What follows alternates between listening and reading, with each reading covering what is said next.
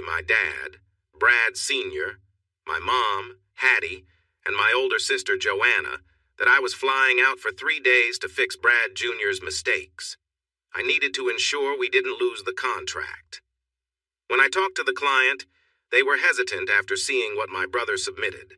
I realized I had to meet them in person to resolve the issues. Otherwise, our family business could face some tough times ahead.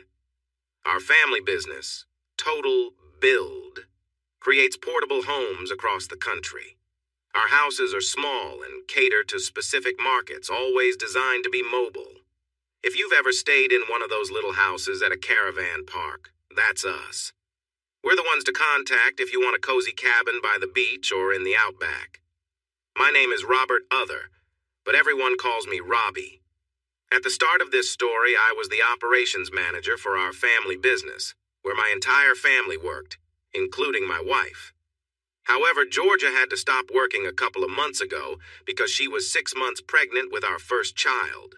As the operations manager at Total Build, I handled logistics, shipping, resources, and people. I also managed finances and sales, making sure our 30 staff members knew what to build and how. My parents were part of the executive team, my sister worked in administration at the factory, and my older brother was in sales.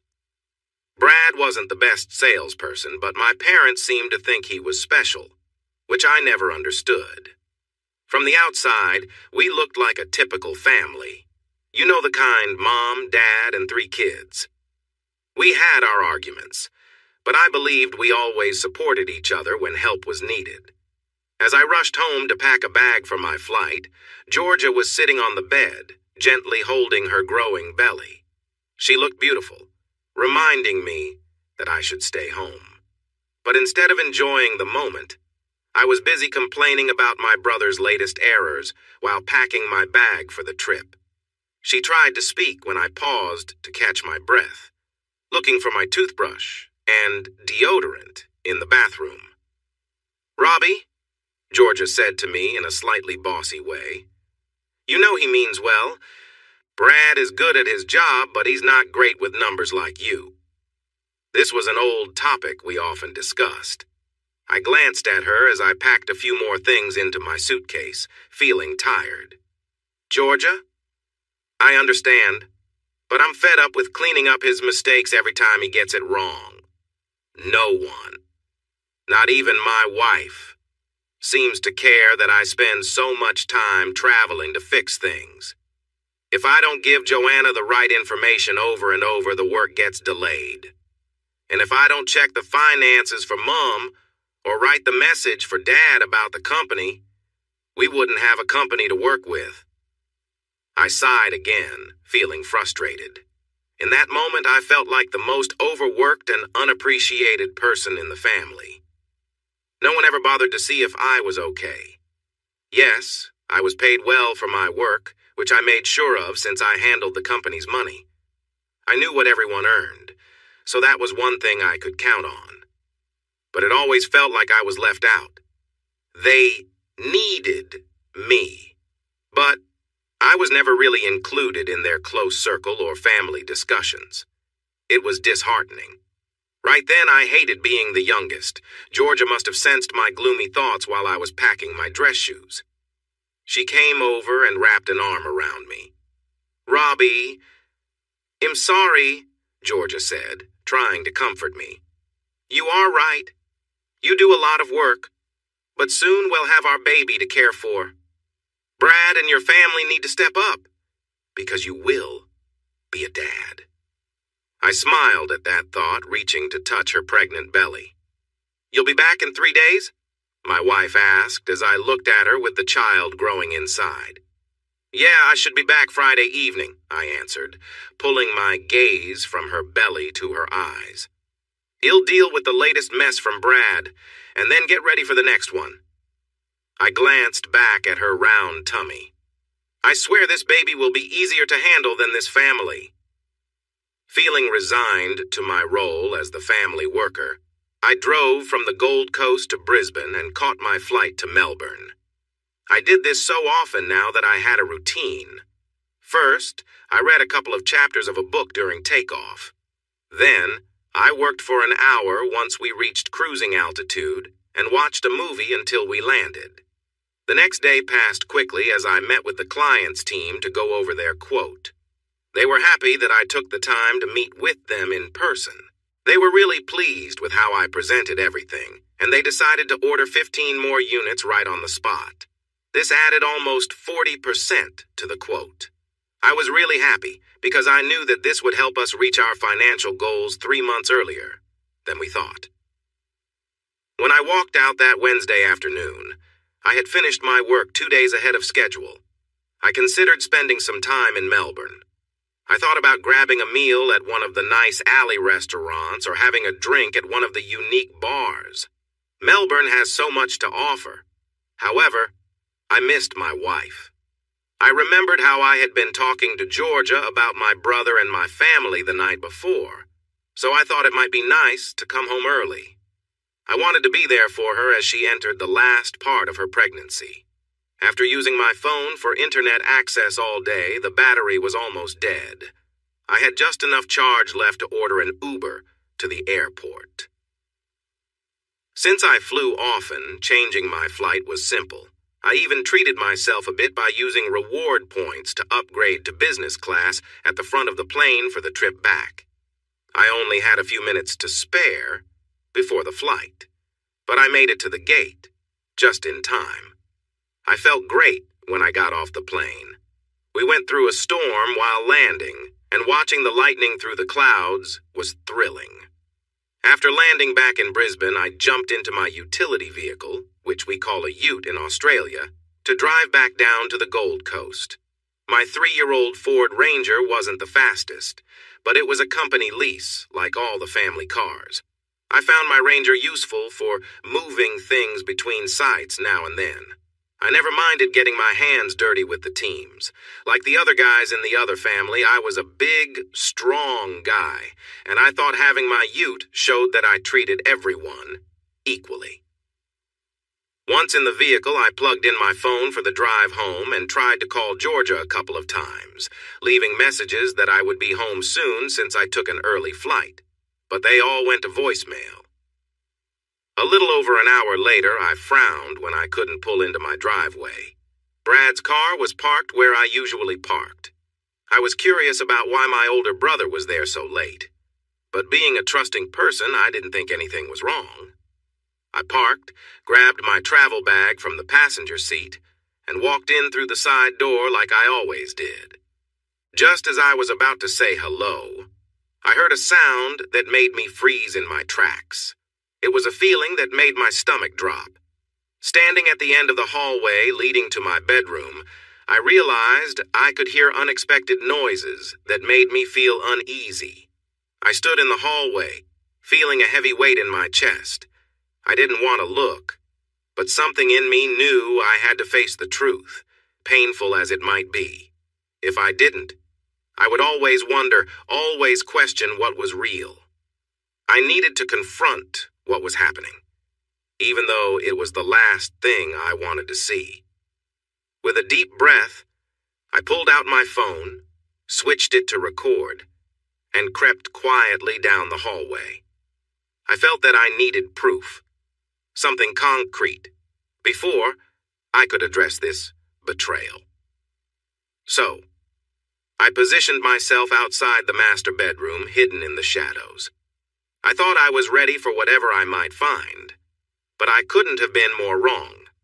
My wife, Georgia, had always been a beautiful woman. She had deep brown hair, kind brown eyes, and a warm smile that could light up a room. She was tall and had an athletic build, always carrying herself with confidence. I'd always loved her energy, her laughter, her warmth. She was a big part of what made our home feel whole. But as I stood there, I saw her with someone else, and my heart sank. I held my phone tightly, emotions swirling inside me, anger, pain, and sadness mixed with the remnants of love and memories we had shared. Watching her with my own brother was a blow I never imagined I'd face. It hurt deeply, like a crack running through everything I'd believed was solid. My mind raced with thoughts I couldn't control. How could the two people closest to me do this? I struggled to understand, feeling as if the ground had fallen away beneath me. There were no words spoken that could make it better or undo what Eid just witnessed. The trust I had was broken, and I knew that nothing could bring things back to how they were before. For a few moments, I stood in silence, my heart heavy and my mind reeling. I knew my life had changed in that instant, and while I didn't know what would come next, I had seen enough. I stood there, feeling the weight of betrayal crush me. I thought I could face this without breaking, but I was wrong. My heart pounded, and anger bubbled up as I listened to the two people closest to me, my wife Georgia and my older brother Brad, speak words that shattered my last bit of trust. As they talked, Georgia and Brad seemed to laugh off any sense of loyalty or guilt. Brad joked about how easily he could keep secrets, even arranging situations to get me out of town so he could spend time with Georgia behind my back. The casual way they spoke hurt more than I thought possible. Georgia tried to defend me briefly, but her words faded, and soon it was clear that any respect they'd had for me was gone. I watched them, my mind spinning, as Brad spoke with no shame, sharing a truth that cut deeper than any of their laughter. His words made it clear that the child Georgia was carrying wasn't mine. He even made a twisted joke about how I'd unknowingly raise his child as my own, as he went on with his life, leaning on me to handle things he couldn't. The shock and anger I felt at that moment were unlike anything I'd ever experienced. My heart felt torn open, and it was clear there was nothing left between us. I knew then that whatever Wed had, whatever I'd believed in, was over. I took a few steps forward, finally making myself known. They turned, startled, seeing me there, but I spoke before either could try to explain. "It's over," I said, my voice steady but cold. "There will be no more lies and no more pretending. I'm done with both of you." The look of shock on their faces was almost poetic. The scramble, the sudden panic they were trying to cover up as if that would change what had happened, but nothing could undo the damage. And I had already seen enough. Brad and Georgia were no different. They scrambled to cover themselves. I stood there for a moment, realizing I was the one in the doorway talking to them. Their eyes widened in shock. Brad spoke first. "Robbie, what are you doing here? You were supposed to be in Melbourne?" He tried to sound casual, like we were at a family gathering. "I was in Melbourne," I shot back. "And I managed to fix your mess really quick. So quick, in fact, that I thought I'd come home to spend some time with my wife. But it seems I'm not needed." "Robbie, my love, it's not." Georgia began softly, then paused, realizing it wouldn't help. "What it looks like," I finished for her, frustration boiling inside me. "You'll say it was just a mistake next, right? Or maybe you'll tell me I imagined my brother was here with you." I glared at them. "Let's just say I wasn't here when my child was conceived. Both of you can deal with the consequences." I stared hard at them for a moment, clenching my fists but stopping myself. Georgia looked scared and panicked as she held the sheet around her. Brad just stared at me, a confused look on his face. "I'm leaving now," I said sharply to the two in my bed. "I'll be back in a couple of hours to get my things and move out. I suggest you both be gone by then." As I turned to go, Brad sprang up from the bed, looking disheveled. "Robbie, I know this is tough, but you can't just walk out. If you do, I'll have to stop you." He stepped toward me with a dark smile. "You might not like it, but we need to talk, and I won't back down until you do." I laughed and raised an eyebrow. "You think you can stop me? You who quit karate before getting a white belt?" I grinned. You know I have a black belt, right? Plus all that training in martial arts?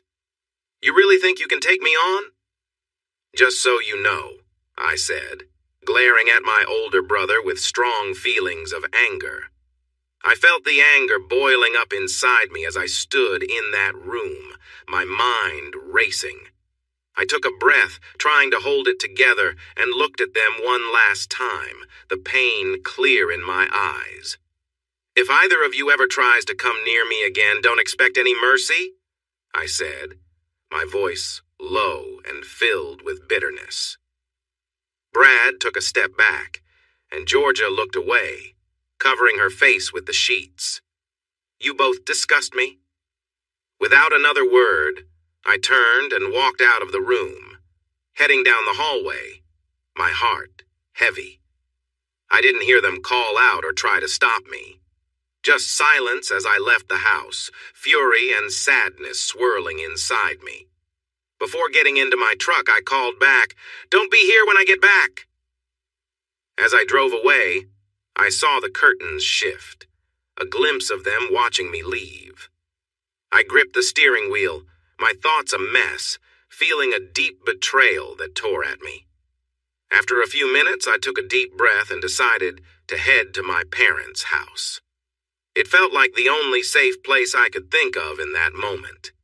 When I pulled up, my mom and dad were already standing on the porch, waiting. I climbed out of the truck and walked toward them, the pain on my face impossible to hide. "Hi, Robbie," my mom said softly. "Son," my dad said, his voice steady but solemn, a tone I wasn't used to hearing from him. They both looked at me, but there was something distant in their eyes. A sinking feeling settled in as I realized what that look meant. They knew. My own parents had known. "No, please," I stammered, my voice breaking. "Tell me you didn't know, tell me you didn't hide this from me." My mom took a small step forward, glancing at my dad before saying, "We're sorry, Robbie. It's just—" I cut her off, a mix of anger and sadness in my voice. "Sorry? You're sorry?" My voice shook. How long? How long have you both known that this has been happening in my own home?" "Now, son," my dad said, trying to stay calm, "watch how you speak to your mother. We didn't raise you to act like this." His words caught me off guard, not with understanding, but with a cold disapproval, as though I'd done something wrong. "Answer me," I said, barely able to hold back the pain. "How long have you both known?" My mom looked down, avoiding my eyes before looking back at me, regret written faintly in her expression. My dad, however, showed no sign of remorse, only a hardened look. 3 years, she finally said, her voice quiet. "We've known for almost the whole time." The weight of her words sank in, a fresh wave of betrayal hitting me harder than I'd thought possible. How could you?" I asked, my voice a whisper, struggling to understand the extent of their silence. "Now, son, there's no need to raise your voice at us." My father started to speak. "Were your pair—" "Enough, Dad." I cut him off, emphasizing "Dad" with heavy sarcasm. I could sense the neighbors peeking from their windows, watching this scene unfold, but I didn't care. "You knew your eldest son was betraying me with my own wife for 3 years, and you said nothing. Not a word to me. Some model parents you turned out to be. I'm guessing you even know the child Georgia is carrying isn't mine but his?" They said nothing, just looked at me. Their silence told me everything I needed to know. My head throbbed as anger and hurt clouded my thoughts. I took deep breaths, drawing on the self-control I'd learned in martial arts to steady myself. We all stood there, locked in silence. I tilted my head, my eyes fixed on them. "Did Joanna know?" I asked. Without thinking, my mom replied, "She's the one who caught them. She stopped by while you were away and found them together." "I see," I said, my voice hollow. Dad began to say something, but I held up my hand. No, don't bother. I understand now. I'm just the naive younger son, too trusting to see what's right in front of me. So, you all decided to keep me in the dark while my own brother was with my wife. And then, you sent me off to clean up his messes so he could be here, doing this behind my back. Son, it's not as simple as that, Dad tried. Isn't it? I replied sharply, my words cutting through the air. My father took a step back, perhaps reminded of the training he had once encouraged me to pursue. Robbie, please, my mother pleaded, glancing toward the neighbors' windows. Come inside, sit down, let's talk about this. There has to be a way for you, Brad, and Georgia to work this out. Work this out?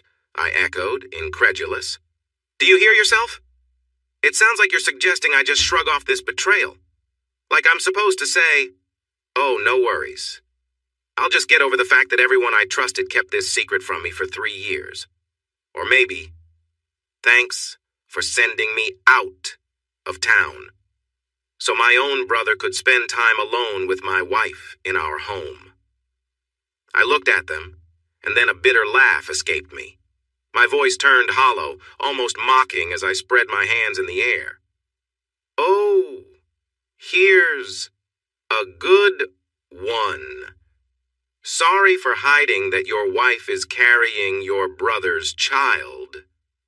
We thought it would be okay to let you raise his child without telling you. I stopped pretending and looked at the woman I once believed was a caring mother.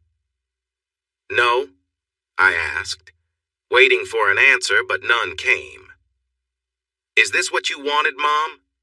To have me raise Brad's child without knowing the truth? I finished. She turned her gaze away from me. I felt like this was what my parents hoped for all along. I stared at her, confused about who these people were. Listen, son, Dad said. We understand that you're upset and hurt. Maybe if you calm down, I interrupted him. Calm? There is no calm. Can't you both see I feel like this whole family has betrayed me? And not only do you not understand why I feel this way, but you're asking me to accept it. That's just wrong. Worst of all, I don't see any regret for the hurt you are causing me. They were silent again, staring at me as if they were visitors from another world trying to understand human feelings. The unspoken words could fill a library. They truly believed I should just accept the situation, even if I wasn't okay with it. For the first time since I arrived, I looked away from my parents. My shoulders felt heavy, and I sensed a glimmer of understanding from my mother. She moved toward me, and I picked up on it. My posture straightened again, and I spoke quietly but firmly. Why didn't anyone tell me? I asked, feeling the start of a plea in my voice. Dad held Mom's arm tightly, stopping her from getting closer or answering me. He looked down at me from the porch, taking a moment to think before he spoke. We've talked about it many times, Dad said, but we thought it was best for everyone if you didn't know. His tone was flat, almost like he was describing supply details, not expressing concern for his child in pain. You were happy without knowing. You were doing a great job at the company, so we didn't want to disturb that. The company? I asked, tilting my head in confusion. Yes, son, you are very important to us. We feared that if you found out, it would create chaos in the business in sales, production, delivery, and quality. Look at how upset you are now. I can see this will cause many problems, and we will lose our progress now. That's why we didn't tell you, Dad said, as if he was reading off a script. This time, Mom squeezed Dad's arm to stop him from continuing his speech about how I should just go along with everything. She noticed the look in my eyes, and my fists were tightening and loosening as he spoke. My voice dropped lower than ever before, sounding rough and firm. I took a deep breath and started. So let me get this straight. You didn't tell me about the person involved in the situation because you thought it would hurt the company. You all knew she wasn't having my baby, and you thought it was okay to let me believe otherwise. You let me raise someone else's child without saying anything just to keep things running smoothly at work. Robbie, my mom began, but my dad interrupted, holding her arm tightly. Yes, son, we thought it was for everyone's good, including yours, Dad said. Georgia told us the next one would be yours, not your brother's. At that moment, I felt a wave of anger toward my family. Instead, I took a breath. Everyone had let me down, all for the sake of keeping things on track for the company. Well, I feel really special now, I said with heavy sarcasm. I have such a caring family who kept me busy to hide the truth right in front of me. Dad didn't catch my tone, but Mom did. Robbie, she started again, but Dad interrupted her again. I'm glad you feel that way, son, Dad said, smiling as if I was starting to understand and accept everything. All of you can go away and deal with this yourselves.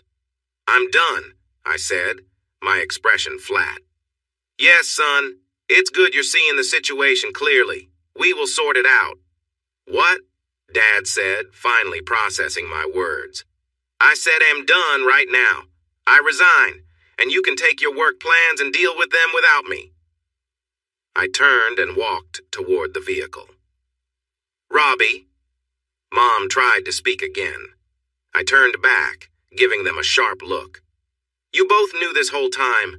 Not only did you not say anything, but you didn't even try to stop it. You let it happen and treated me poorly without me ever knowing. You both should support me in tough times. Instead, it seems like you're just trying to fix things now.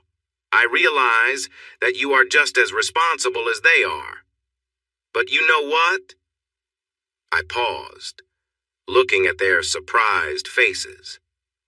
If everyone in this family thinks it's okay to treat me like this for the last 3 years just for the company, then you're right. Dad, you taught me better than this, and I will not accept it. So, I'm also leaving this family. I am no longer your son. I turned away and headed for my car, nearly slamming the door as I grabbed my bag from the back seat. I shut it hard and threw the keys to the company vehicle at their feet. They just stood there, watching. Take the vehicle. Don't call me, don't text me, don't reach out to me. Don't try to contact me at all. Make sure you tell the rest of the family the same thing. Don't expect me to be there for birthdays, Easter, or Christmas. And let your favorite son know that if he ever sees me walking toward him on the street, he should turn and walk the other way. My parents looked shocked. Get my severance pay ready, I said firmly. Make sure my bonus reflects all the extra work I've done, especially after fixing Brad's mistake while dealing with him. If it's not right, you will regret messing with me. I took my laptop out of my bag and set it down in front of them. Here's my work laptop. If it's damaged, take it out of my severance. I don't care if it still works. My parents stood there without saying anything as I pulled out my phone. Luckily, it was personal and not a work phone. I turned it on and ignored George's messages and missed calls. I ordered a ride. My mother finally found the courage to speak. Her voice was soft but sounded weak to me. I could see her nails digging into my dad's arm. His expression showed how upset he was about my laptop. Robbie, my mother said, I know this shouldn't have happened, but things will work out. We all love you. I grabbed my luggage and turned to walk away. I glanced back one last time at my mother. No, it won't be okay, Hattie, I said, using her name. None of you know what love really is. I loved and trusted my wife and family. Now I see I was naive to think my family would always support me. But you've shown me tonight that love and trust don't mean anything. You say you love me, but try saying that to the next person and see if they believe it after they talk to me. I said nothing more as I walked away, finding my ride at the end of the street as it began to rain. As I got into the car and looked out the window, I realized my parents didn't even try to follow me. Even after all the years I helped hold their business together, I felt like a big disappointment to them. I had the driver take me to what used to be my home. At least Brad and Georgia were gone. I started packing, throwing clothes and personal items into boxes. I loaded them into an old Toyota Camry I had bought for Georgia a few years back. We had planned to make some changes in a few months after the baby arrived, but I decided to keep the car. I had paid for it, and since Georgia wasn't having my baby, it felt right to keep it. Georgia could have Brad's baby, and I thought I was getting the better end of things. I had a few items left that wouldn't fit in the car, but I had everything I needed for the next few weeks. Before I left the house for good, I took down the large wedding portrait hanging in my old living room. It was a significant print that Georgia's parents had given us on our first anniversary. The photo from our wedding day showed Georgia and me at the center. To my left were my parents and my siblings, while to her right were Georgia's mother, stepfather, and her two sisters. We all looked so happy that day, bright smiles on our faces. I grabbed some pens from the kitchen and spent about 15 minutes marking up the portrait. I drew silly things like horns and mustaches on our faces. Then, I added a big belly to Georgia with an arrow pointing to it and wrote, "This happened because of him." I scribbled words like deceiver and betrayer above my family's heads and put question marks over Georgia's family's heads. I wasn't sure if they knew what was going on. I had thought I had a good relationship with them, but I also knew Georgia didn't always get along with them. At one point, I considered going even further to ruin the picture, but I figured my message was clear enough. So, I hung the portrait back on the wall. I then sat at the kitchen table and wrote a note to Georgia. Georgia, by the time you read this letter, it will be clear that I have left the house. I have a lot of emotions right now, and I will try to keep my words respectful. This letter expresses some of the pain and sadness I feel. I believe you may have already gone to my former brother's parents' house, where you would see that I have cut ties with my entire family and left my job. I want nothing to do with any of you from now on. I came home tonight to surprise you and spend time together. I even called you while driving home, but you didn't notice because you were busy with my former brother. Seeing what happened between you both really hurt me deeply in a way I don't know if I can recover from. What hurt the most is that the baby you are carrying isn't mine. It's his. You all planned to pass it off as my child. Georgia, I gave you everything, and this is how you repay me. It's clear that a divorce is the only way forward for us. I can never forget, and I can't forgive, what you and my old family did to me.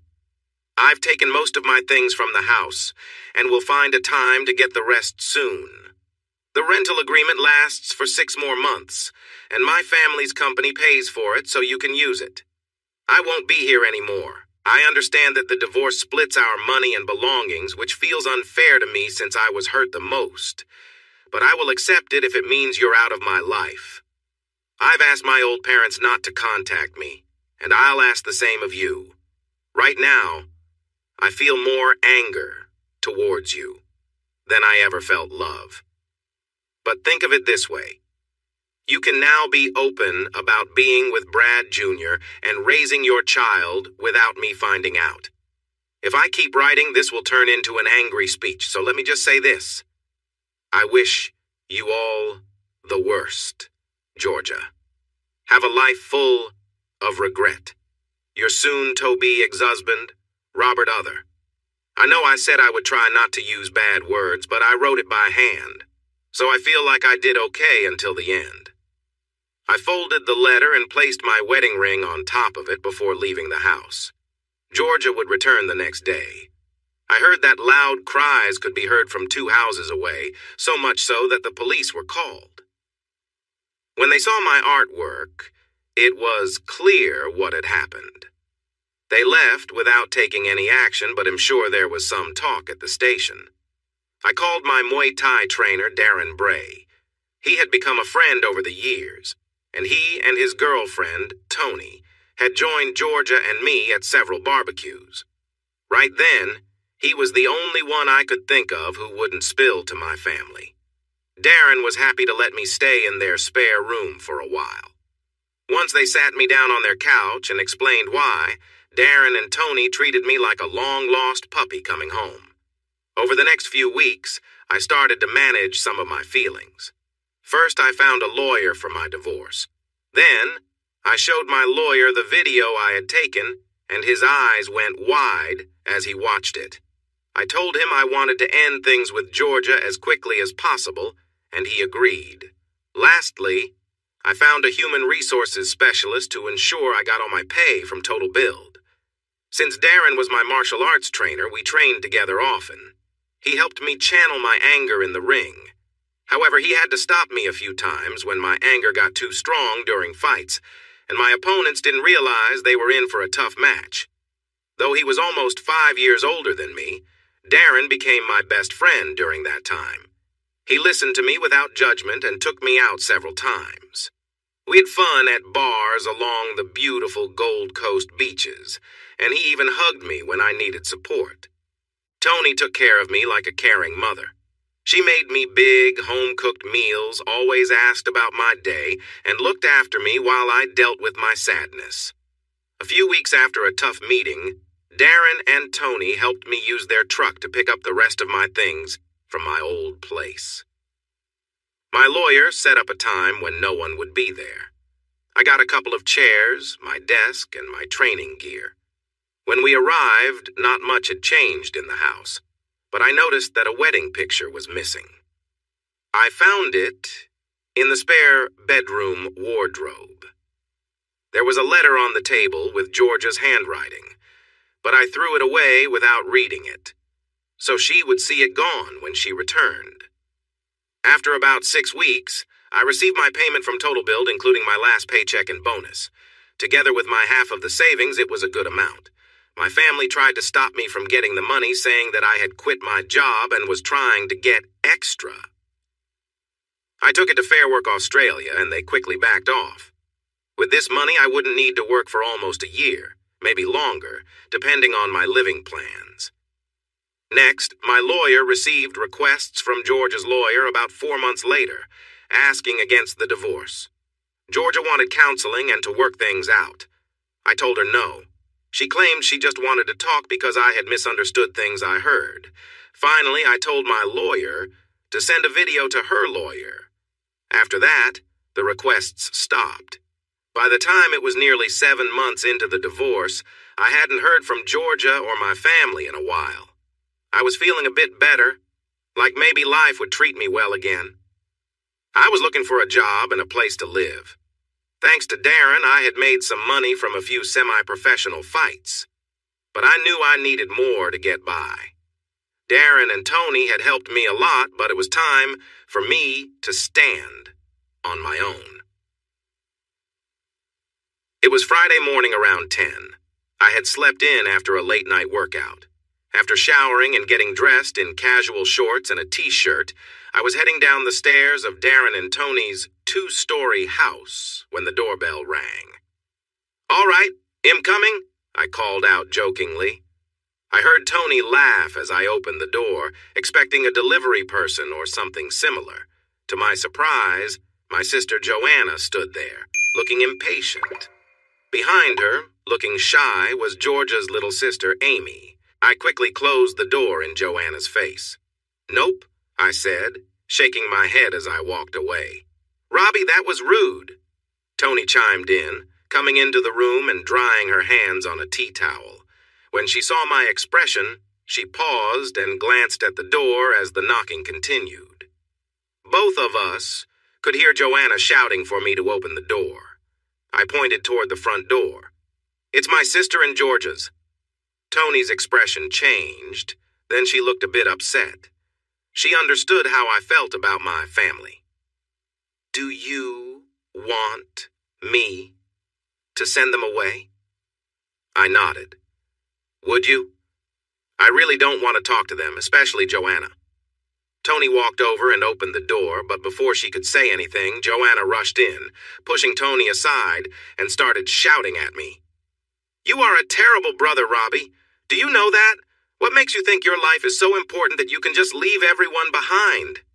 Her eyes were filled with anger, as if she had been holding it in for a long time, but the anger seemed misplaced.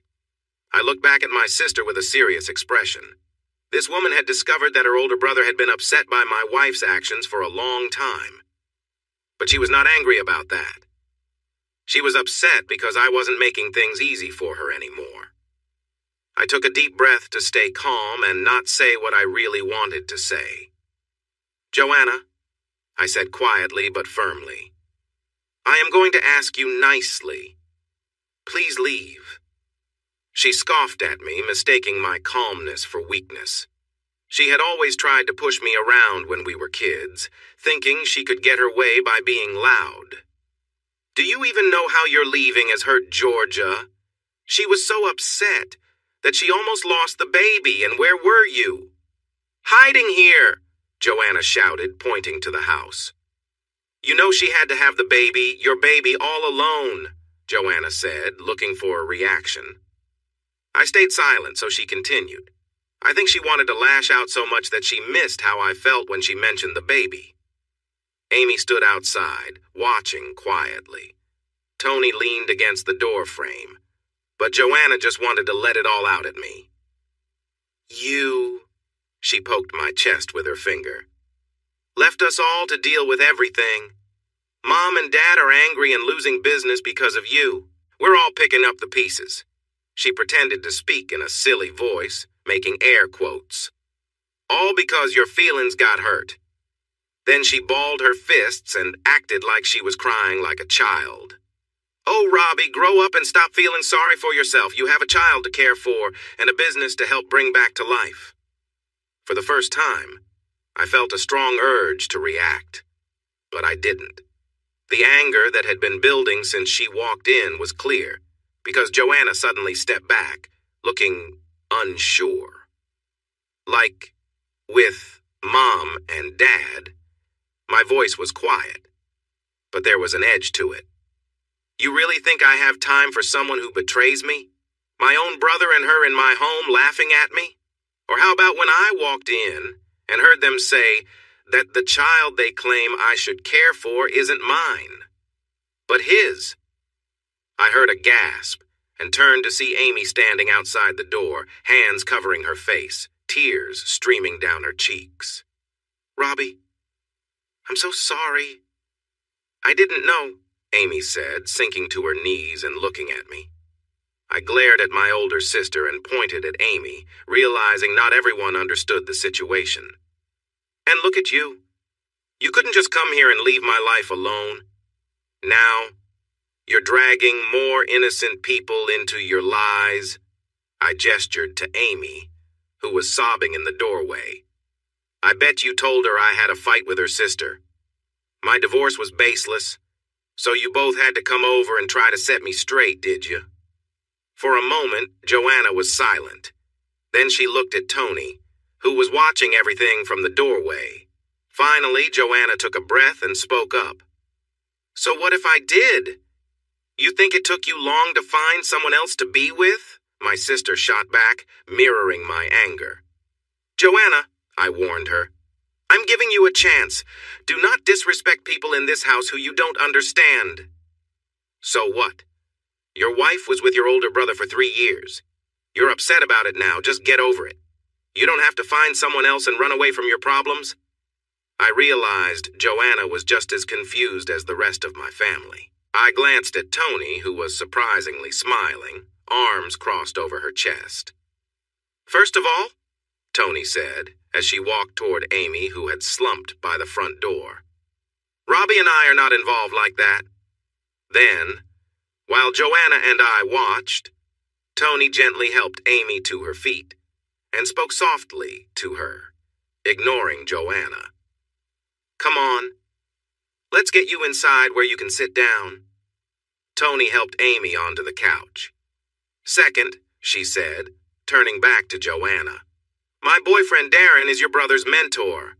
Both Darren and I have been helping Robbie after everything you all did to him." She paused, but Joanna didn't seem to take it in while she helped Amy settle in. Tony faced Joanna again. "And lastly, I've heard everything your family and his ex-wife put Robbie through. I think stepping away from you all is one of the more peaceful choices he could make. I think your time here is over. There's the door. Don't let it hit you on your way out." Joanna looked at me, her jaw clenched. "Robbie, please come back," she said, her voice almost pleading as she ignored Tony's comment. "The production is struggling. Sales are dropping. The team isn't working well. We really need you." "Well, that's too bad, Joe," I replied. "You can't stroll in here acting like this is all my fault and then try to make me feel guilty. That's not happening. Did anyone take action about Brad and Georgia when they should have? Tell me, does he still work there? Or did Dad tell him to calm down? Because I would just forgive everyone and return." Joanna looked down at her shoes.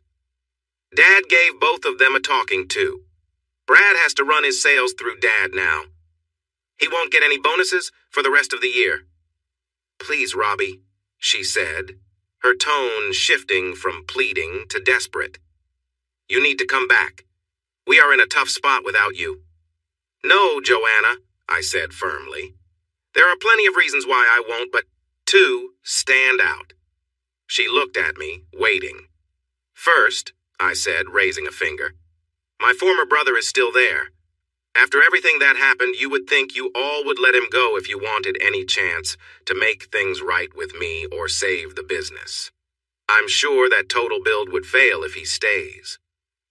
"But Robbie," Joanna said, "Brad is going to lead the company one day as the oldest. Mom and Dad can't just get rid of him."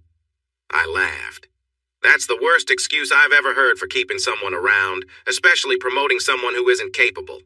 I can't understand that way of thinking," I replied. "While they're struggling without me, making him in charge would ruin the company in no time. Saying he can't go because he's the oldest is simply not true, and you all should see that." Joanna couldn't argue with that, but she shrugged her shoulders like she didn't care. "What's the second reason?" she asked, almost hesitantly. "Simple," I said, raising a second finger. "Not once in this situation has anyone shown any regret." She gulped, and I continued. "From the moment I walked into the house after returning from Melbourne and saw how everyone was acting, everyone expected me to just accept things. People made excuses and tried to justify their actions, telling me to get over it. But no one bothered to ask how I felt or even said they were sorry." "That's not right, Robbie. Both Georgia and Mom told me they apologized." Again, with the excuses. My wife said sorry just to divert my attention. She's sorry she got caught, not for what she did. Mom said it without any feeling, then practically told me to get over it. I'm sorry, Joanna.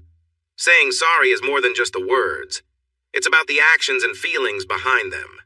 You're upset because I'm not taking care of things for everyone at Total Build, not because you feel bad about Brad and Georgia having a child together in my bed. Joanna's anger rose again. You know what, Robbie? You're right. I don't care about your hurt feelings. Should Brad and Georgia have done what they did? No. Should we have kept you in the dark? Absolutely. Then she changed her tone, saying, You were happy before all this, but you messed everything up by coming home early. Okay, let me think, I said, pretending to ponder something important. I came home early because I was good at my job and wanted to show love to who I thought was a faithful partner. So I'm the bad guy? I asked, feeling both angry and confused. Yes! Joanna shouted, throwing her hands up. If you had just stuck to your plans, this wouldn't be a mess. Right. So I should just have been oblivious raising another man's child with a wife who doesn't care about me except for what I can provide? I replied. It seemed like Joanna couldn't see how I was the one being wronged. I sighed and raised my hand to stop her response. Look, Joanna, this isn't going to work. None of you feel regret. You're all still blaming me even though you're the ones who messed up. I waited, then said, I've asked you to leave. Tony has asked you to go. Should we call the police to help you leave? For a moment she tried to argue, but then headed for the door, saying, Come on, Amy. This is a waste of time. Robbie is too caught up in his own feelings to understand. Amy looked at me and said, Actually, Joanna, I want to stay and talk to Robbie. Is that okay with you, Robbie? I shrugged. Sure, Amy. I turned to my sister. As Tony said, there's the door. Don't let it hit you on the way out. Joanna glared at me, then glanced at Amy and finally at Tony. She huffed and walked out, slamming the door behind her with a loud bang. A minute later, we heard her car start, and then she sped off down the street. I knew she'd call the family to complain about me. I took a seat on the other couch facing Amy, who was looking at me with tears in her eyes. Hey, Robbie, Tony said. Although this wasn't exactly fun, I'm all set here. Are you two going to be okay if I leave you to talk? Yeah, Tony. Thanks for stepping in. I appreciate it, I replied. Anytime. Darren should be back around 7 tonight. Thai food sounds good, right? I chuckled. No problem. See you both tonight. Tony grabbed her bag and walked out the front door, closing it softly, unlike the first person. I turned to Amy and she looked back at me. So, an ambush, huh? I said in a lighter tone to Georgia's little sister. Amy blushed. Sorry, Robbie. I was in the States when all this happened. When I came back last month, it was to both families in chaos. What did they tell you? I asked softly. Amy paused to think. They mostly said that you and Georgia had a big fight that brought your parents into it. They said you were being difficult and needed to be talked to understand and come home. I snorted. But Robbie, Amy said, worry in her eyes. I had no idea that Georgia had been with your brother for so long. I found out that night after 3 years, I replied. Amy nodded sadly, now understanding why I had walked away from everyone. And is it true that it's not your baby? She asked with curiosity and concern. I'm almost sure. I overheard them talking when I came back early from a trip. I found them in my bed. And it was shocking, I said, remembering the painful moment. I sighed again, recalling the terrible scene. I think we will need a paternity test. That's tricky since he is my brother. I looked at Amy. Are you okay with me talking like this? Amy nodded. It's all right, Robbie. I understand. Coming home to your wife with another man must be so hard. And to find out it was your brother for all that time, you're handling this better than I would have lost it. We sat in silence for a moment. And what about Joanna, your parents? Amy asked. You mentioned arguing that they knew something about all this. Sorry, I was confused when that lady helped me to the couch. Tony is my Muay Thai mentor's girlfriend. They've been good friends helping me out lately. Darren gets me to the ring and helps me fight to let out some anger. Tony helps me around the house so I don't drown in my sadness. I looked away. And yes, my family knew everything almost right from the start and kept it from me. Why would they do that? Amy sounded shocked. For their own benefit, apparently, I shrugged. Just for that? She asked, not believing it. Yep. That's what I was told. They thought I was better off not knowing. They were surprised I got so upset when I found out. Mom, Dad, and Joanna all told me to move on. The company matters more. I stopped speaking. We sat quietly for a moment. Amy was thinking it over. She sighed, stood up, and walked over to me, sitting on the same couch. "I'm sorry, Robbie," she said, placing her hand on my arm in a comforting way. "Amy, what are you sorry for?" I replied. "You didn't do anything wrong, and it seems like they tried to confuse you as well, so you don't need to feel bad. I'm sorry for what you're dealing with. It's not your fault." She paused. "I'm also sorry I'm related to someone who has hurt one of the best people I know." She turned red, and I chuckled a bit at her comment. "Thanks, Amy. It helps to know someone understands." "So what are you up to today?" Amy asked, changing the subject and sounding more cheerful. "Not much. I've mostly just been training and relaxing." "Why do you ask?" She smiled. "How would you feel if I took you out for lunch to help you feel better?" She put her hand on my arm gently. It didn't seem intentional, but it felt nice. "Sure. Let me get ready. Give me 5 minutes." Her smile brightened the room. Amy took me to lunch. We talked about various things. I wasn't working at the moment, and Amy seemed hesitant to discuss her job, only mentioning that she traveled a lot. While we talked, the waiter brought our food. I had chicken parmigiana with fries and a Coke, while she had a Caesar salad with chicken.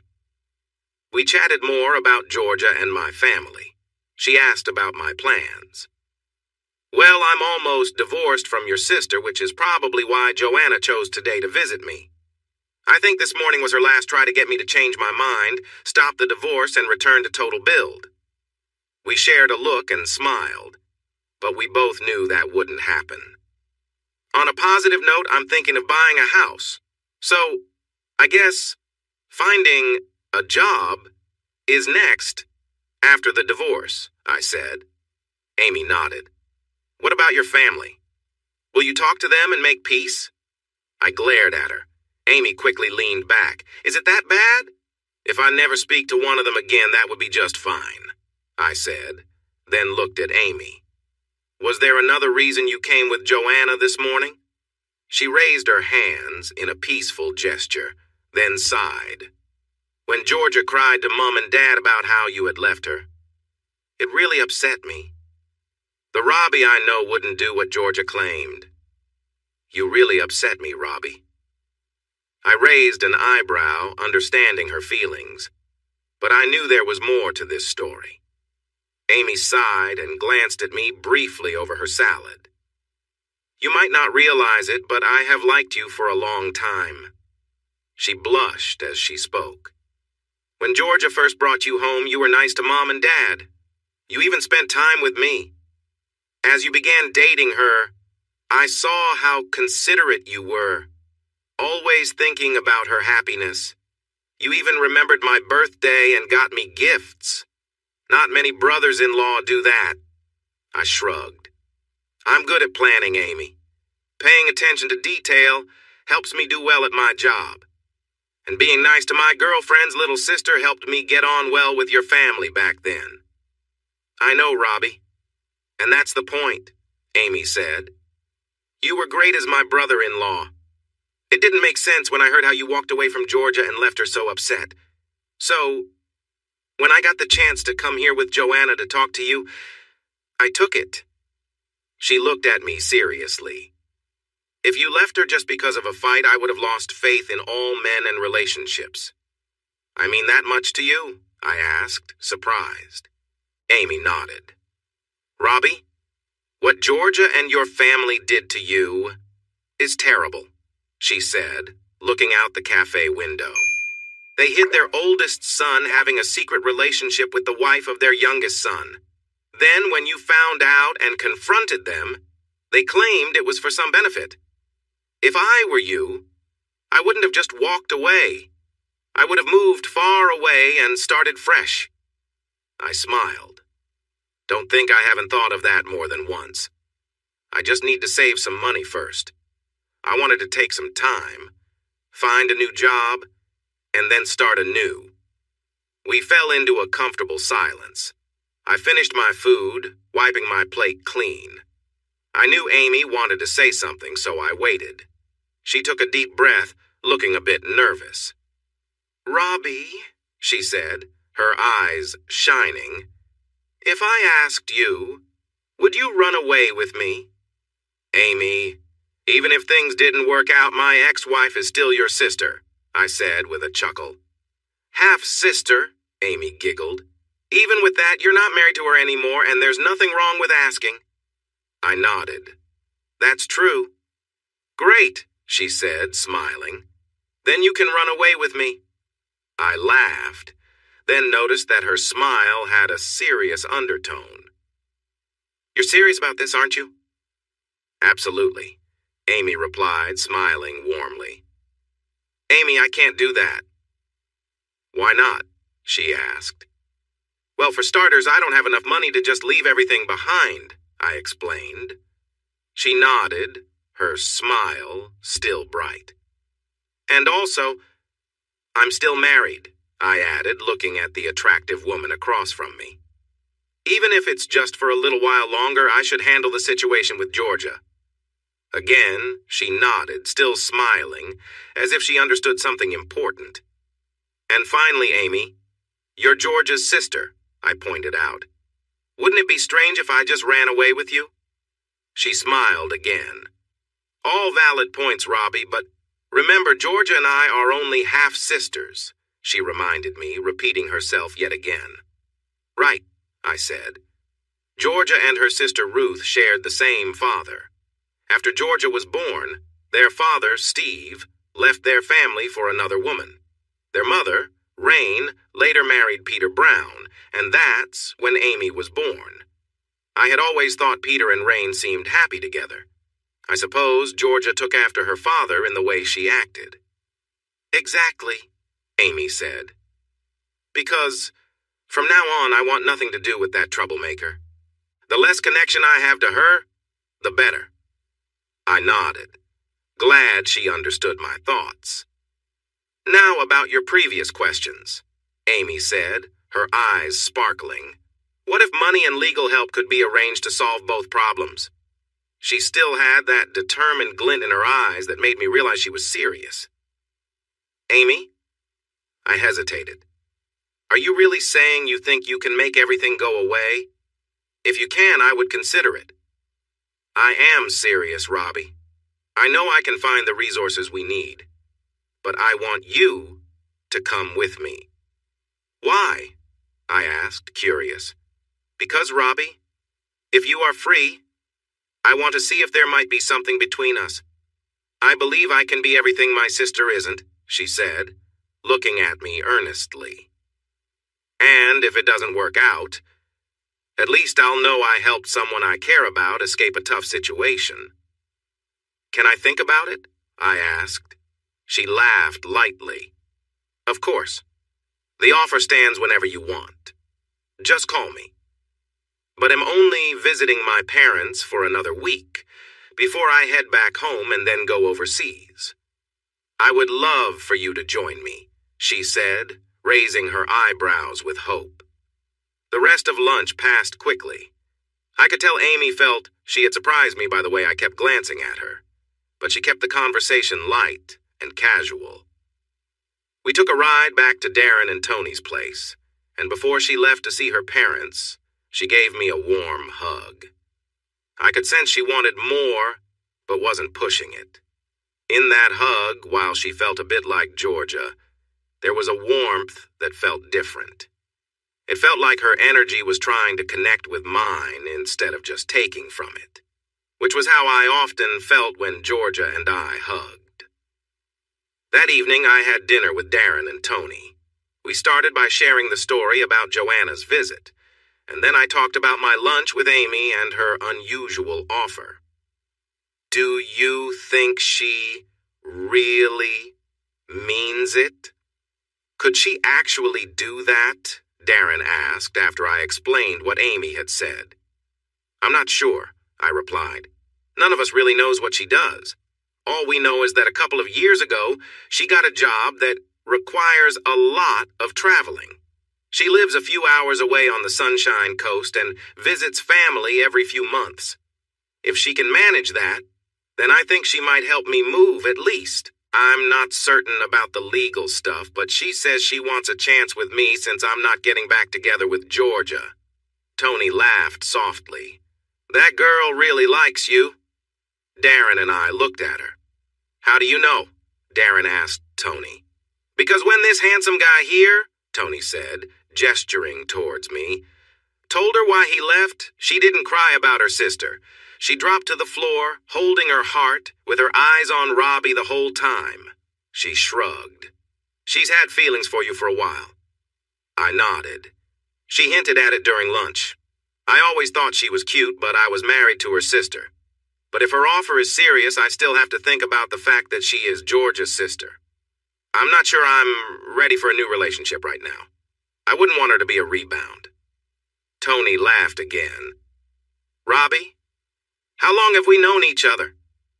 Maybe about 9 years, I replied. Long enough, Tony said. So, Mr. Smart Guy, let me tell you, she isn't just a rebound. Sure, you're hurting, but something tells me you care about her. She won't let you go easily. While I would hate to see you leave us here, I think you should take the chance. We turned to Darren for his opinion.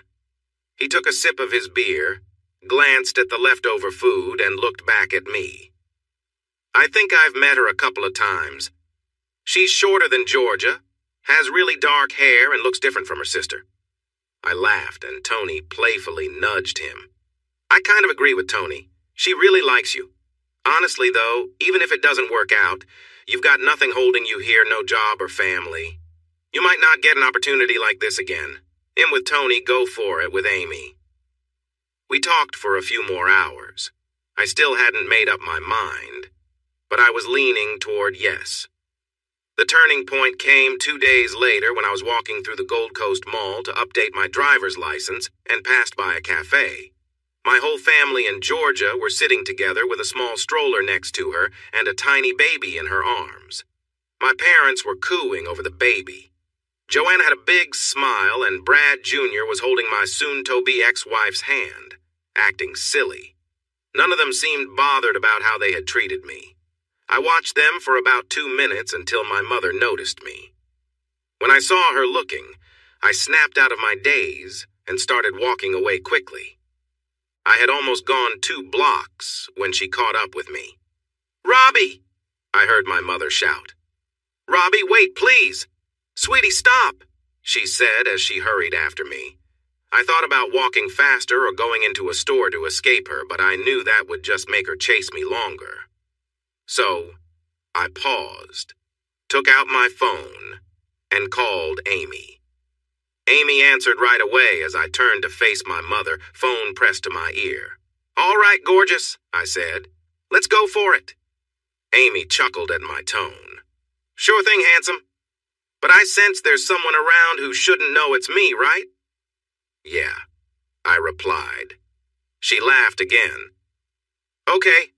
I'll pick you up at 7 tonight, then you can fill me in." I smiled slightly while looking at my mother, but she knew the smile wasn't meant for her. "See you then." I hung up. I dropped my smile and looked straight at my mother. "What do you want, Hattie?"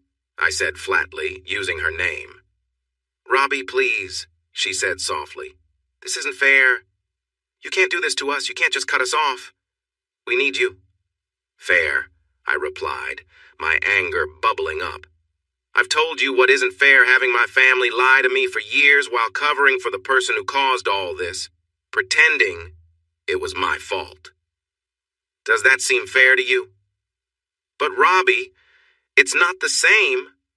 We really need you," she insisted. "Like you truly need me," I said sharply. "What you really want is someone to manage your company. You want someone to fix the messes your older son makes. You want an obedient worker, not a son you care about. You want someone to keep the profits coming in. That's not true." My mother paused, searching for words but struggling to find them. She shifted her approach. "Robbie, you know we all love you. It was the first time I heard her say that since everything fell apart. I laughed bitterly. You all love me? Really? You say you love me? I let my laughter fade to a low growl. Then explain how tricking me about my life is love. Tell me, Hattie, I said sharply. Mum stood there looking down at the ground, not knowing how to respond. People were moving around us, a few glancing our way. But it was just another scene happening on the streets of the Gold Coast as everyone went about their day. Because not telling you was meant to protect you, my father said, joining my mother. A little farther down the street, moving cautiously behind him, were Joanna, with Georgia pushing the stroller and, of course, my brother.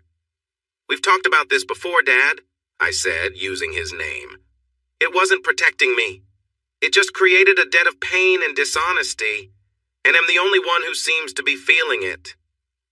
That's not true, Robbie, Joanna replied. The sharp tone from the other day was gone. We all felt bad keeping this from you, but now you act like we're the bad ones. We're hurt too. I looked at my sister. Hurt? Come on, Joanna.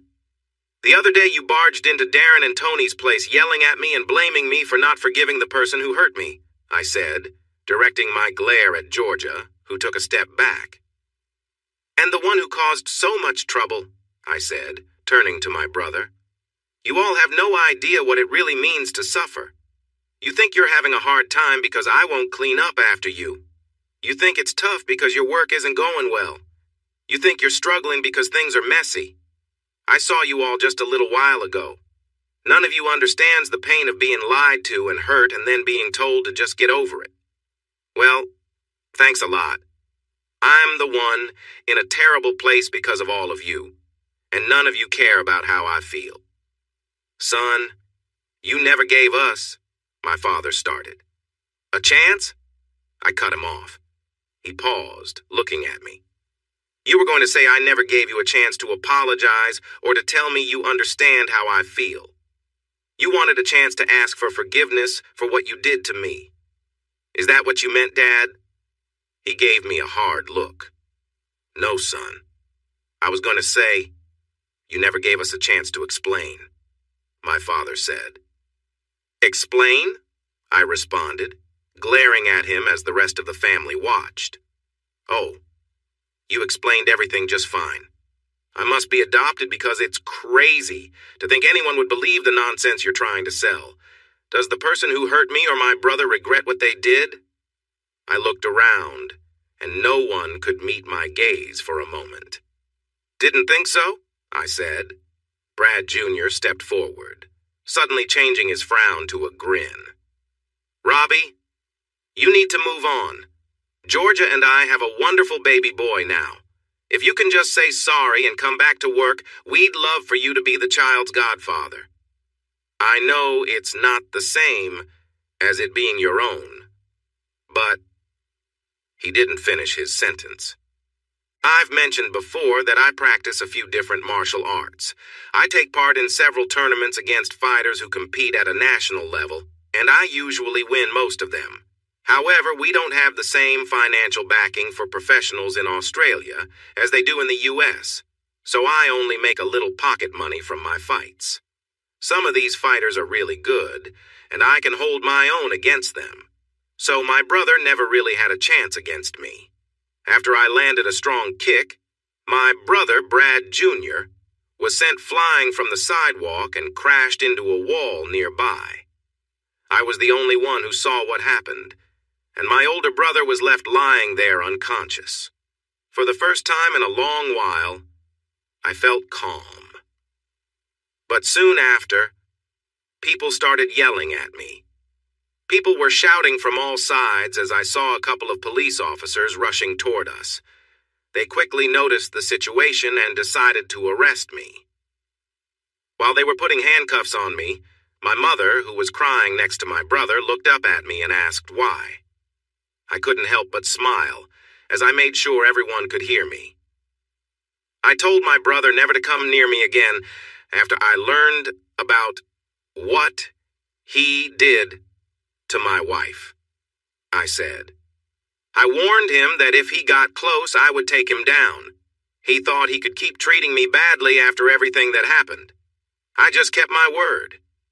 I glanced at the crowd, especially at my mother, who looked at me with sadness. But I did what I said I would do. I turned to the officers. They were trying to stay serious, but I could see a hint of understanding in their eyes. I raised my hands, now in cuffs. "Take me away, officers." They calmly led me to a police car and drove me a few blocks to the station. Once we were off the street, they apologized for arresting me. It was just their job. I let them know I understood and that I was prepared for the charges, but I wouldn't stand for any judgment from my family, especially from my brother. While I was being processed at the station, they allowed me to make a phone call with them listening in. I tried calling Amy, but it went to voicemail. I left a message saying I had been arrested and asked her to help since I didn't trust my family. After hanging up, I smiled and thanked the officer for letting me use my phone. They took my personal belongings and logged them with the rest of my things. I was placed in an interview room where they offered me a drink and some biscuits. News had apparently spread through the station quickly about what had happened between me and Brad. Although the officers were bound by law and procedure, there didn't seem to be much sympathy for him. After sitting there for about an hour, an officer informed me that I had a visitor. I expected to see my lawyer or maybe Amy, but to my surprise, it was Georgia. "Hi, Robbie," she said softly as she sat down across from me. I didn't respond, simply looking her over for a moment. She still carried some weight from the pregnancy, and I could see traces of the person I had once loved.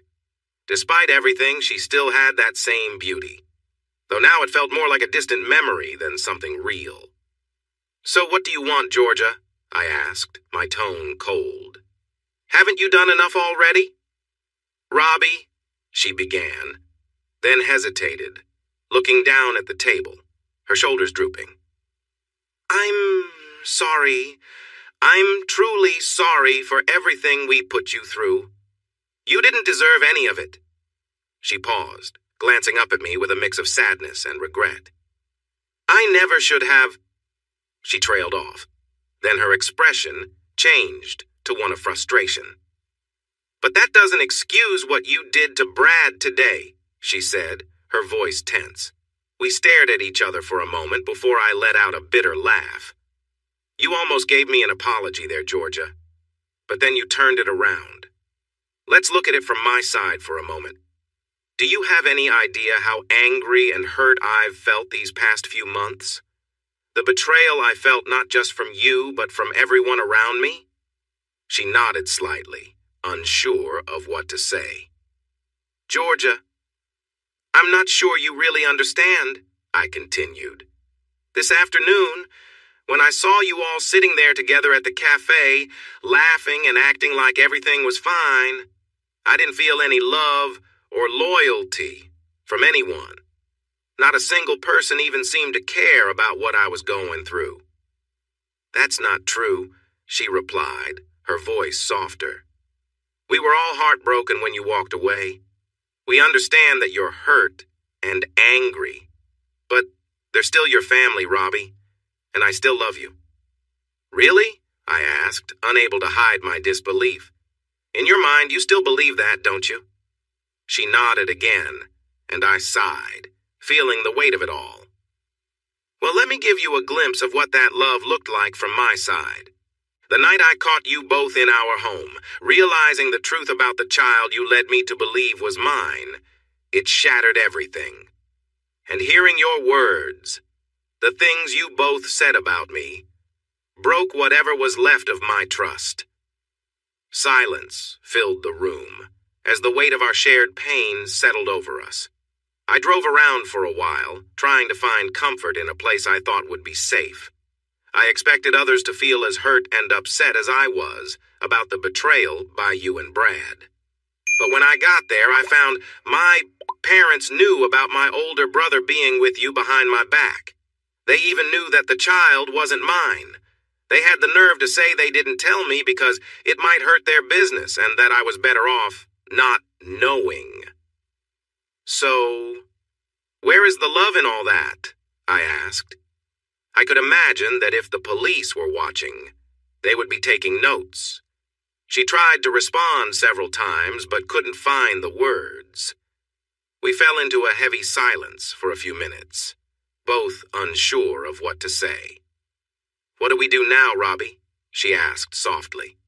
"Nothing," I snapped. "We do nothing. Take our separate paths. Finish the divorce. Maybe someday I'll find someone who values me enough to be faithful." She looked at me, tears filling her eyes. "Robbie, you know I love you, right? It was only ever physical with Brad. Please believe that." I gave a dry laugh. "It's interesting how when someone gets caught being unfaithful, they say it was just a fling. Do you understand how hurtful that is?" "But it's true," she insisted. "It was always about the physical side with him. I would leave him for you in an instant. I'm sorry about the child not being yours. But maybe the next one will be. I promise." I raised my hand and slapped my own face. Georgia looked at me like I had lost my mind. "Sorry," I said, forcing a grin. "I just needed to check if I was dreaming after hearing that. You think I would ever trust you again after what you did?" She flinched as I continued. "To answer your question, it's incredibly hurtful to the person being cheated on. For me, being intimate is about giving myself completely to the person I love, making them feel like they are the most important person to me. There's no way I could be with someone else. So telling me it was just physical with my brother while having his child, and then claiming you love me, is not just insulting, it's hypocritical." She was crying now. I went on, letting my frustration show as I spoke. "Georgia, you might believe you love me, but I don't see it that way. If you truly loved me, you would never have been with Brad. You wouldn't have been with him for so long and had a child. If you loved me, you wouldn't have needed my family to hide the truth for you. If you truly cared for me, you would have come to me the moment my older brother asked for forgiveness. But I don't think you really love me. You say you're sorry, but I feel like you're just upset about being caught. It hurts, but it's not because of what you did to me. I think if you could, you would do it again. So just go, Georgia. Go back to Brad and your old life. Make a new life for yourself, and forget about me, because I plan to move on and forget all of you." I noticed the door open suddenly. An officer stepped in, guiding Amy behind her. Amy looked at me, then at the upset Georgia, who was holding back tears. "Georgia," I said, a small smile appearing as I looked at Amy and then back at Georgia, who was crying. "It's time for you to leave. Go back to your life and let me go. If you don't, I might ruin my family and everything they care about because of the happiness I lost because of you." Georgia looked up at me, concerned. "You wouldn't?" She seemed scared that I might actually do something like that. I nodded. "You saw how I reacted to Brad. If you and my old family don't leave me alone, then it's only a matter of time before I go after you all. They are struggling now, losing clients because I'm not there. They have to work hard again, which they've forgotten how to do. So please, don't make me come after you all. Just leave me in peace." I pointed to the door, and after a moment Georgia slowly walked out, only to bump into Amy. "Amy, how did you know I was here?" "Thank you for being here. Everything has gone wrong," Georgia said as she reached out to hug her sister. Amy shot back at her. "I'm not here for you and I won't be again. This mess is yours to fix." "What are you doing here then?" Georgia asked, looking from Amy back to me. I smiled. "This is my one phone call," I told Georgia. "I couldn't call anyone else in my family. I don't trust them. But I had lunch with Amy the other day, and she made me feel like I could rely on her." Georgia suddenly yelled at Amy, trying to hit her. Amy grabbed Georgia's wrist, just as the officer stepped in to break it up. "You little troublemaker," Georgia shouted. "Just because he doesn't want me doesn't mean you can come in and take him for yourself." Amy laughed and let go of Georgia, while the officer held on to her. "I haven't taken him yet," Amy said playfully. "But just wait. He will forget all about you." I couldn't help but smile at Amy's words. Suddenly she looked more appealing to me. She was stepping into my life, and when she caught my gaze, she seemed to know it. Here was a woman who had cared for me for a long time. She respected that I was with someone else before, but now that I was free, she was ready to show that she wanted me to be with her. It felt like Amy would stand up for me against anyone if she had to. She laughed when she saw the expressions on Georgia's and my faces. Then, she walked around her sister and entered the room without saying anything else. She handed me my phone, wallet, and jacket. "You're free to go. No charges, but you will need to cover Brad Jr.'s hospital bills. He has a mild concussion, bruised ribs, and a sprained neck," the officer said. "Totally worth it," I replied with a smirk. I took my phone from Amy while Georgia watched us, her anger silent. I hugged Amy, but she surprised us all by pulling me in for a heartfelt kiss. In that moment, I forgot about Georgia entirely. The officer had to hold Georgia back again as we left. We passed my mother, who was waiting for Georgia. I didn't say anything or even look at her, even though I could feel her presence. That spoke volumes to her. We quickly left the station and caught a ride back to Darren and Tony's place. I wanted another kiss, but Amy laughed and said we would have to wait. "When you really become my man, you won't want anyone else," she teased. For a few moments, I stood in front of some boxes. My room didn't have much to pack, but I needed to sort it out. It had been less than a week since I decided to run away with Amy, my ex-wife's younger sister. No matter how things turned out, I was ready to stop feeling sorry for myself and get my life back together. I still hadn't figured out what job I would do since I left the family business, Total Build. The few fights Darren helped me with earned some money, but not enough for a steady living. Amy told me not to worry about money or work. We would figure it out together. Speaking of Amy, our relationship was growing fast, and it felt a little strange. We weren't officially dating, but it felt like we were. Knowing Amy for years made it less about getting to know each other and more about deepening our friendship. I had a feeling that, like me, Amy knew it wouldn't be long before we made things official. It was a hectic time. When I wasn't training or hanging out with Darren, Tony, and Amy, I was getting ready to move. Honestly, once I figured out what to pack, or what was in storage from my breakup with Georgia, Amy took care of everything else. She arranged the movers, the finances, and even some legal stuff for my divorce. When I asked her about it, she just smiled and said she enjoyed helping me escape with her. Amy worked odd hours during the day and had a couple of evening shifts. Amy didn't share much about her job, but she mentioned that her unusual hours were due to calls for work from around the world. Most of the time, Amy worked from a hotel room here on the Gold Coast. When she wasn't working, we enjoyed spending time together. When we could, Amy and I went out for lunch or dinner. I loved that she was often by my side when she wasn't busy. She came to see me train with Darren and even watched one of my Saturday fights against another local. The fight ended in a draw. Still, from how Amy talked about the match afterward, you would have thought I had won easily. In those early weeks, I wanted to repeat the kiss we shared at the police station many times.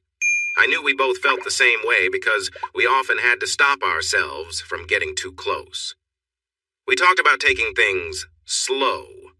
We both understood our relationship was special, but we wanted to make sure I was ready before moving forward.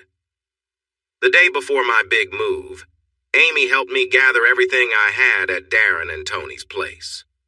This included my belongings already in storage, which we packed into a large storage unit. Her movers would pick everything up in a few weeks and take it to her place. All I needed to keep out were the essentials: a few outfits, my new laptop, and my training gear.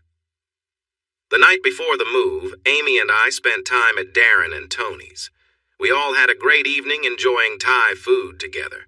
During dinner, we chatted about all kinds of topics, like old friends do.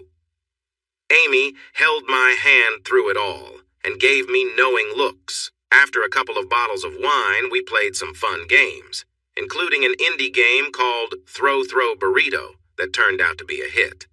As the night wrapped up, I was surprised when Amy didn't leave as she usually did. Instead, she followed me into the guest room I was staying in and slipped under the covers after skillfully changing into her pajamas without showing me anything. I raised my eyebrows in surprise, and she giggled as it was my turn to change into my own comfortable clothes before sliding into bed beside her with open arms. She nestled against me, resting her head on my shoulder. "It's okay, Robbie. I really want to, but I promise I won't rush things tonight," Amy said softly. "But tomorrow we're starting a new adventure together, and I can't wait for us to be close like this all the time." She settled in next to me, and I could feel her warmth against my side.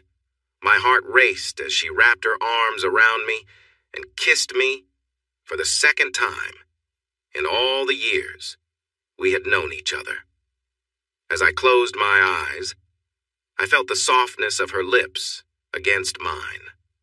The way she leaned into me showed how much she wanted this moment. When I felt her tongue lightly touch my lips, I pulled her closer, not minding anything else around us. It felt nice to be so close to her. At that moment, all my doubts about our relationship disappeared. As we shared the kiss, I had to hold back the strong urge to touch her more intimately. Instead, I let my hands glide along her back, feeling her warmth. Once or twice, my fingers brushed her side, and I heard her soft sighs. Later, Amy sighed happily. "Thank you for not rushing into things, Robbie. I know you wanted to. Honestly, I did too. But it means a lot that you took your time." I kissed her quickly again and said, "I'm trying my best not to rush things, but I care about you deeply, and I know we will get there." She gently stroked my cheek and said, "I know, dear. I appreciate it. Soon I will be all yours. But tonight, would you just hold me?" I nodded as she turned and cuddled against me, and we fell asleep with my hand resting softly on her leg. When I woke up, we were still wrapped together. The morning brought a sense of comfort we both enjoyed, and I realized I was holding her closeness. Even though my hand was outside her shirt, it felt wonderful to wake up next to her. As I became more alert, I removed my hand, and she sighed at the change. "That felt nice, Robbie. I would love to wake up like that every day." Her sleepy voice carried a happiness that I felt deep inside me. I leaned in and kissed her neck, taking in her unique scent. Amy had a fresh smell, more natural, reminding me of the pleasant scent after a rainstorm. After a few minutes of gentle kisses, we reluctantly got up to get ready for the day, knowing we had our first long drive ahead. We shared breakfast with Darren and Tony, enjoying fruit and yogurt. Darren made me promise to keep training for a big fight he had scheduled for me while we ate. Amy chimed in, saying she would help me stay on track with my training as we cleaned up and prepared to leave. I packed the last few bags into my old Toyota Camry. After saying our goodbyes, we hit the road. We drove for a few hours. My car was old, so we didn't have Bluetooth or music apps. Instead, we listened to a local rock station at a low volume while enjoying an easy talk. We chatted about the landmarks and road work we saw along the way. Our conversation covered everything from religion to politics. I was impressed by how smart Amy was, especially when she understood the references I made. As we talked, her hand would sometimes brush against my leg. I began to feel hopeful that our relationship could grow stronger. I used to live on the Gold Coast, a little over an hour south of Brisbane, which is the nearest capital city. As we drove north, Amy mentioned she lived about an hour and a half north of Brisbane, mostly along the highway, in a place called the Sunshine Coast. About an hour past Brisbane, I noticed Amy starting to get nervous. She fidgeted and stole glances at me before looking out the window. I noticed her unease but didn't say anything, choosing to keep quiet and give her space. Although I was starting to really care for her, her nervousness puzzled me after the time we spent together. I thought she wanted me to join her. Instead of excitement, she seemed anxious. Almost like she had a big secret she was worried I wouldn't like. I decided to wait, knowing I would eventually learn what was bothering her. After we left the highway, Amy directed me to a service station with a small diner so I could refuel. When I went to pay, she followed with a bag she was holding carefully. After I paid for the gas, she gestured for me to follow her to the most private table in the diner. "Robbie," she said, reaching out to hold my arm, "I really want you to know how much this means to me. The time we've spent together these past few months has felt like a dream." "I sense there's more," I replied, curious about where this was leading. She bit her lip and nodded, opening her bag to take out a folder filled with documents. "There is more to say, but it's not what you think. Please trust me, as what I'm about to share is very important. My parents and my sisters don't know what I'm going to tell you." I looked at her with curiosity as she handed me the folder and asked me to read the papers inside. While I began reading, Amy excused herself to get us some drinks. She came back a few minutes later with a Coke for me and lemonade for herself. The papers were legal forms that warned me. They made it clear that if I said the wrong thing to certain people, I could get into trouble. The people I had to be careful around included my family. The papers reminded me of the annual forms I had to sign for my insurance at Total Build. While I looked over the fine print, Amy watched me sip her drink. She looked worried. When I finished reading, Amy took a pen from her bag and handed it to me. I stared at her. "Do you trust me?" she asked, sounding nervous. I paused to think about the woman in front of me. I had known her since she was 15. Back then, she was very thin and flat. Today, she had grown into a woman that caught people's attention, even in casual clothes. With her pale skin, straight black hair, and bright blue eyes, she looked confident but still uneasy about asking me to sign something without explaining what it was for. Amy hadn't mentioned these papers before we left. She also hadn't waited to tell me until we got there. I remembered last night, when she had cuddled with me in bed, our touches growing warmer even though my divorce from her sister was coming soon. Looking at the documents, I didn't see anything that would harm me or put me in a difficult position. Still, I wanted to believe in her. I took the pen and began to sign, dating the papers as needed. With every signature, I noticed Amy's smile getting bigger. When I was done, I handed her the folder with the signed papers. She carefully put it back in her bag, but I could see that she was shaking a bit. Then she walked around the table, set down the bag, sat on my lap, and kissed me. Suddenly, she pulled back and looked into my eyes. "I love you, Robbie. I hope you know that." I chuckled. "Amy, I just signed some legal papers. I'm not saying he'll marry you." She pretended to be hurt and moved back to her seat. She picked up her drink and smiled at me. Just before taking a sip of her lemonade, she glanced at me from the corner of her eye. "Not yet," she said playfully as she took a drink. "Huh?" I replied, distracted by her action. "You haven't agreed to marry me yet," she said with a smile. "Well," I laughed, "I think the day is still young." We laughed for a bit about nothing in particular, until an older couple nearby stood up and left, leaving us alone in the food area. "Robbie," Amy said more seriously as she watched them go, "thank you for signing the documents. I know that was tough for you to trust me after everything your family has done." I nodded, letting her take the lead. "Let's start at the beginning," Amy said, looking at me closely. "I want you to understand why we're here and why these documents matter." I stayed quiet and nodded again. "Do you remember when we first met? I was a bit of a nerd, right?" she asked. I chuckled. "A bit of a nerd? Amy, you were 15 and a total nerd. You could do things with computers that I didn't even understand. And I'm not bad with technology." She laughed and gave my hand a little squeeze. "No, you're not. But yes, I was a nerd, and I still am," Amy said proudly, smiling widely. "One of the things I did back then was play with cryptocurrency when it was mainly just Bitcoin mining and not worth much." My eyes widened as I realized where she was going with this, and she smiled at me knowingly. "Yes," she said. "I had a lot of Bitcoins when the price exploded. I was smart to sell most of them at the right times." "So, you're doing well?" I asked, curious about my new girlfriend's financial situation.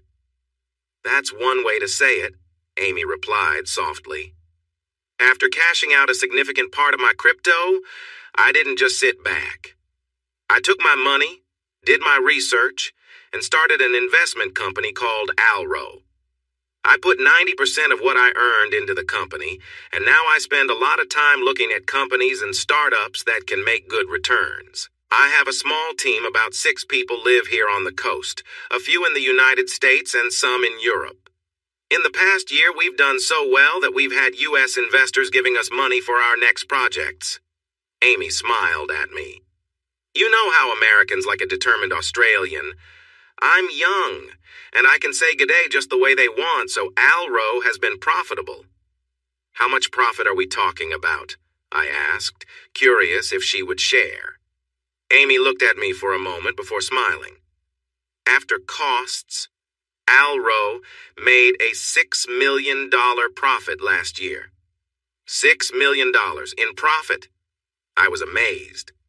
"Yes, and I take a 10% cut of the profit," she added proudly. "Wow, just wow." I looked at Amy with a new level of admiration. She had a clever smile that lit up her face. "That's why the legal agreements," Amy concluded, wrapping up her explanation. "I don't share much about my life with others, especially outside of work. And I've never told my parents because I didn't want them to know. I worried they might ask me for money.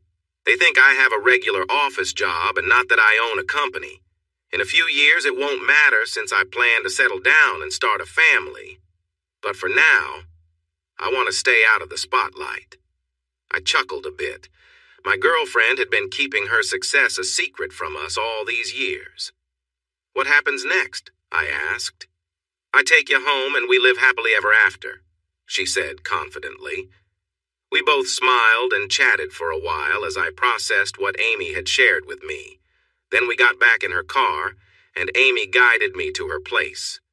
When people think of wealthy homes, they imagine big houses on hills or fancy mansions. Amy's home was more of the second type.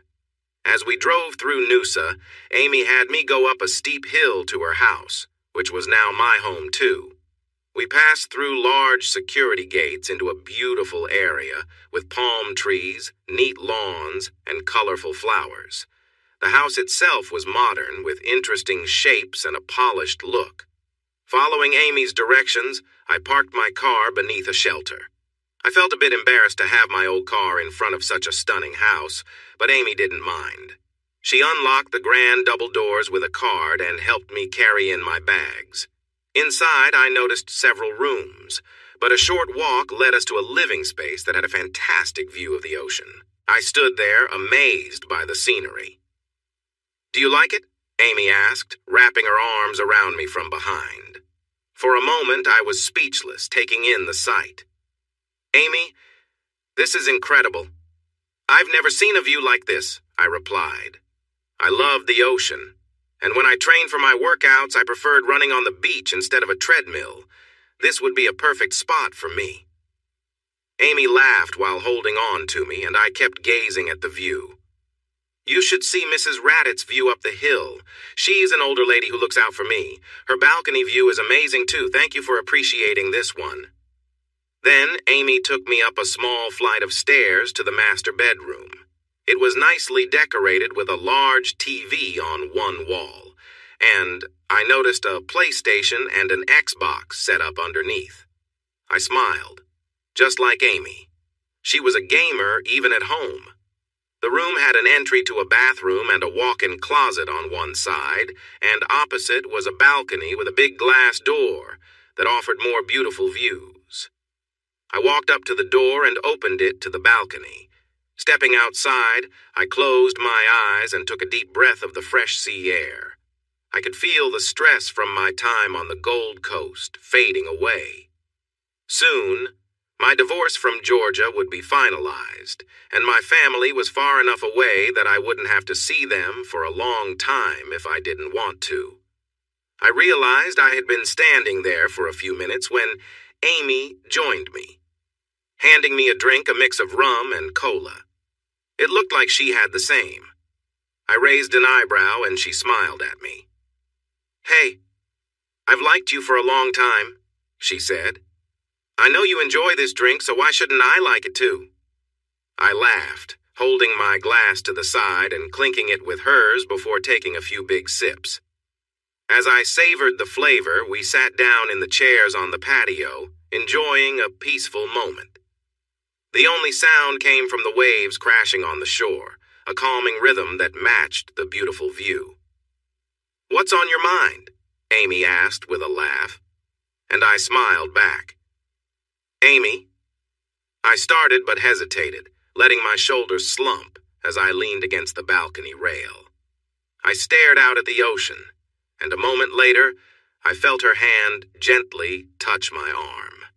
I wasn't sure why, but I began to cry, my tears falling to the ground below, leaving wet marks on the concrete. I glanced at Amy, who looked at me with kindness. I sensed she knew I needed this moment. Being away from everything allowed me to relax, and it felt like the first step toward healing. After a few moments, I took a deep breath, looking into my drink before gazing back at the ocean. "Amy, over the last year, I've felt angry and lost.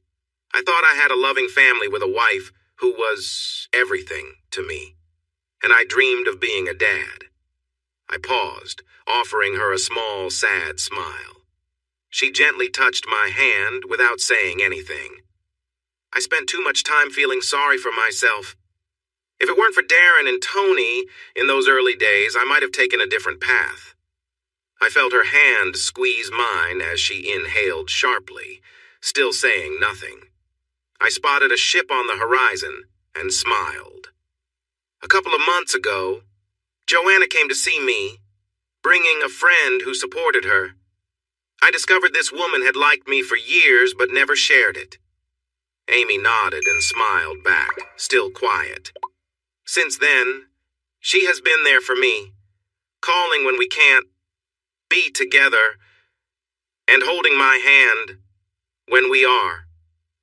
She laughs with me, and I know she will cry with me because her hurt is the same as mine from losing a sister. Then she asks me to run away with her, pointing to the ocean and the house behind us. I realize that not only does she like me, but she has grown to love me. She is wealthy, very smart, has a great sense of humor, and kisses very well.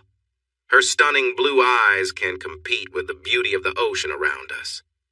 I turn to her and gently hold her chin, then move my hand to cup her cheek as I look deep into her eyes. "Amy," I say, taking a deep breath as I prepare to express my feelings. "You told me earlier that you love me. I know I still have scars from my past. I know there's still a lot of pain inside me, but you brought me here because you care. I believe.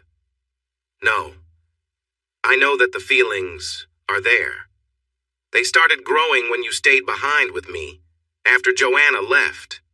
I'm confused and can hardly believe I can feel this way, but Amy, I love you too." "Robbie?" Amy asks softly, her voice shaking. "You love me? As in, you really care about me?" She sounds like she can hardly believe it. When she sees the tears in my eyes, I nod. "I do, Amy. I truly do. I know I have my issues, but I love you just as much, if not more than I ever loved Georgia. This feels stronger, especially since we're just starting our journey together. I love you because you haven't pushed me for anything. You never demanded anything from me. When I look at you, my heart races. When you're not with me, it feels like all the warmth has left the room. When my phone rings, I rush to it hoping that it's you. Every day I find it hard to think about leaving you. Even if all we had was a small rented apartment with noisy neighbors banging on the walls or having parties late into the night, I still would want to be with you." Amy laughs. "We can move there if that's what you want, but I like this place. As long as I'm with you, I'm happy to live anywhere." I smile and kiss her gently before we sit at the balcony table again. "So, what's next?" I ask. Amy takes a sip of her drink, thinking for a moment as we relax together. "Well," she says, "not many people know about Alro outside the investment world, and everyone who does is bound by the same privacy rules that you are, believe it or not. I am too." I raise my eyebrows in surprise. "I want to keep my money safe, Robbie. I worked hard for it. Sure, I was in the right place at the right time at first, but it worked out because of that privacy. We make investments quietly as private equity. Most of the time, things go well with the right support." "I mean what I said," Amy told me seriously. "I want you to come with me. I need to visit the staff in the US and Europe at Alro, and I'd love it if you joined me." "You want me to join you?" I asked, raising my eyebrow, which made her giggle again. "Yes, Robbie. I really want you with me every night. I want you away from my difficult sister and your messy family for a few months. When we return, I have an idea for you," she said, a playful smile appearing on her face. I laughed. "I'm sure you do." I realized that Amy often had a plan. "Okay, let's go for it." Her smile captured my attention, and I found myself staring at her. "Amy," I said, a playful grin spreading across my face. "Yes?" she asked, her expression brightening. "Be my girlfriend," I said. She didn't say anything, but she set her drink down and kissed me. "That's a yes," I said when she pulled back. She playfully slapped my arm. "Of course. I've been your girlfriend since I helped you out of jail." We both laughed and pulled out our chairs, spending the rest of the afternoon discussing all the places she wanted to take me. Later that night, as we walked to a lovely Italian restaurant in the nearby village, we continued our conversation. Amy seemed more energized than ever, excited to share her world with me. When we returned to her house, she showed me where I could unpack my things. There were drawers in the walk-in wardrobe just for me. After that, she excused herself to make a few calls and told me to explore the house, take a shower, and relax. I roamed around, amazed at everything. There were 5 bedrooms, and 2 of them shared a bathroom while the other 3 had their own. Every room had a beautiful view of the water. I also found a well-organized workout room with space for weights, a punching bag, and various machines. I was impressed. Then I discovered a media room that could seat 12 people, and a wine cupboard that was well-stocked and temperature-controlled. The kitchen had plenty of space, a butler's pantry, and 3 ovens for cooking. As I continued my exploration, I could hear Amy in what I guessed was her home office.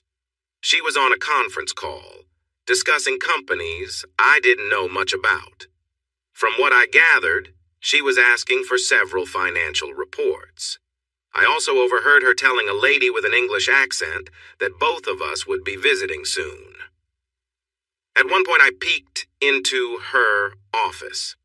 It was a large room filled with screens, TVs, and cameras while she waited for a connection. She waved for me to come in.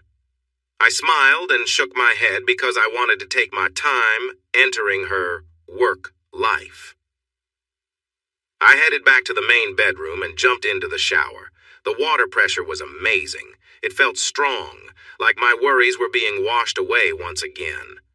Afterward, I sat outside on the deck, enjoying the view and the gentle evening breeze. I called Darren and Tony to let them know that Amy and I had arrived safely. They wanted to hear about the place. I kept my answers brief, unsure of what I could share. We talked about my training for the upcoming fight. And halfway through the chat, Amy came out onto the balcony with a smile when she realized I was talking to Darren and Tony. I switched to speakerphone, and the 4 of us chatted for about half an hour about the trip. And, of course, Darren asked about my training schedule. I laughed at his question.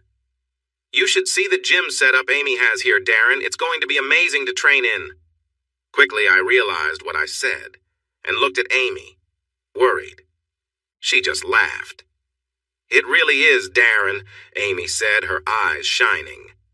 "I use it when I can, but honestly, about a month ago, I set it up for Robbie so he would have a place to train. We will get you up soon. Sound good?" "Sounds great. I can't wait to see your new place." "Robbie," Darren replied, and I could hear the excitement in his voice. I mouthed an apology to Amy, but she smiled and waved it off. She indicated she was going to take a shower and told me to keep chatting. Darren and I talked about preparing for my first big fight, which was set a few weeks later in Brisbane. It would be a significant event since it was my first professional match. Darren thought I was ready. This time we would be driving from different directions instead of together. A few minutes later, I ended the call and went back into the room. Amy, just out of the shower, came into the bedroom. "Amy, I'm so sorry about what I said about the gym. My voice trailed off. I couldn't find the right words. Amy stood in the doorway between the bedroom and the bathroom, wearing something light. It was delicate and didn't cover much. As I mentioned earlier, while Amy and Georgia look alike, that's where their similarity ends. They are only half-sisters, sharing the same mother but having different fathers. Amy's father, Peter, is one of the most relaxed, wonderful guys I know. Amy's striking looks and presence were clearly inherited from her father's side. Her beauty and confidence radiated in a way that left others in awe. I'd already mentioned her deep black hair and piercing blue eyes, but now, seeing her framed in the doorway, I could feel the strong pull she had on me, both in her charm and her natural grace. Her long, dark hair flowed smoothly over her shoulders, catching the light, and her clear, pale skin had a glow that seemed to radiate warmth and sincerity. She wore just a hint of makeup, enough to enhance her features without overpowering her natural beauty. As my gaze moved downward, I took in her tall and graceful figure. She stood with an effortless confidence, her posture open and inviting as she smiled, clearly noticing my admiration. Her gentle laugh broke my gaze, bringing me back to the moment. "You like what you see?" she asked with a playful smile, moving with a quiet elegance as she approached. "Amy, you're truly beautiful," I replied, feeling a genuine warmth and excitement as she came closer. She laughed softly, teasing me as our eyes met. "Oh, I bet you say that to everyone," she joked, her eyes sparkling with humor. I took a moment to gather my thoughts. "Honestly, you're the only one who's ever made me lose my train of thought," I answered, smiling back as we shared a few quiet moments. She held out her hand and we moved to sit together, lost in conversation and shared glances. As we sat there enjoying each other's company, we spent the next several minutes simply appreciating the closeness, exchanging smiles and quiet laughter. It was one of those rare, perfect moments where the only thing that mattered was being together and sharing the happiness of each other's company. I felt like Amy was really enjoying herself as she let out a soft sound of pleasure. When I moved to kiss her other nipple, I noticed a tiny drop of moisture forming there. I looked up at Amy, and she was watching me closely, her eyes filled with expectation. Amy blushed when our eyes met. "My breasts are very sensitive, Robbie. I often leak a little when I'm excited. It's not milk, but..." She didn't finish her thought as I kissed her gently. Amy let out a pleased sound. There was a hint of sweetness to her, mixed with a natural scent that reminded me of her. Though I wanted to keep exploring, I was focused on getting to know my girlfriend's body. I moved down and kissed her stomach, noticing her belly button was unique. A cute little swirl that I admired for a moment. As I continued downward, I chose to skip a certain area. For a moment, Amy looked disappointed, as if she expected me to go there. Instead, I lifted her leg and kissed from her calf to her thigh, repeating the same on the other leg. By the time I reached her, she was visibly excited, her breathing quickening. I smiled at her and she gave a nod, allowing me to gently move aside her delicate lace. What I saw was beautiful. Amy had a lovely shape and seemed ready for more. I approached her like a thirsty traveler finding water after a long journey. Before meeting Amy, I had shared special moments with two other women, my high school girlfriend and my soon-to-be ex-wife, Georgia. But Amy felt different. I was eager to make sure she was happy, and I focused on her completely. In a short time, Amy felt overwhelmed with joy, and I could see her delight. I kept going, wanting to ensure she felt satisfied. In just a little while, she had reached that blissful moment multiple times, asking me to slow down. She pulled me closer, kissing me deeply, and didn't mind that I was still feeling the effects of our connection. This moment felt different from my past. It was warm and genuine, with Amy embracing every part of it. Amy leaned close, her hand resting on mine as we shared a quiet, tender moment. Her eyes met mine with warmth and care, and I could see the depth of her feelings in the way she looked at me. She smiled softly, lifting her hand to rest on my shoulder as we sat together. "You know," she said, laughing a little, "you're different from anyone I've ever known. I didn't expect to feel this way." We sat quietly for a few moments, just enjoying the peace of being together. She looked at me, her expression thoughtful as though she were seeing something new in me. I reached out, placing my hand over hers, feeling a calm happiness I had felt in a long time. The connection between us felt real and meaningful. As we talked, we began sharing little stories and memories, laughing and learning more about each other. It felt effortless, like being with someone I'd known forever. We spent what felt like hours just talking, laughing, and enjoying each other's company, as if time had stopped just for us. After a while, we lay back, watching the ceiling, content in the simple quiet of the room. There was a kind of completeness to it, as though we had both found something we hadn't realized we were searching for. We exchanged small, gentle touches, hands meeting and resting together, savoring the comfort of being close without needing words.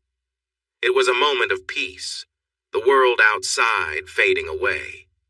As the night deepened, we drifted off to sleep, side by side, knowing this was a memory that would stay with us, a quiet, perfect evening, shared with someone who felt like home.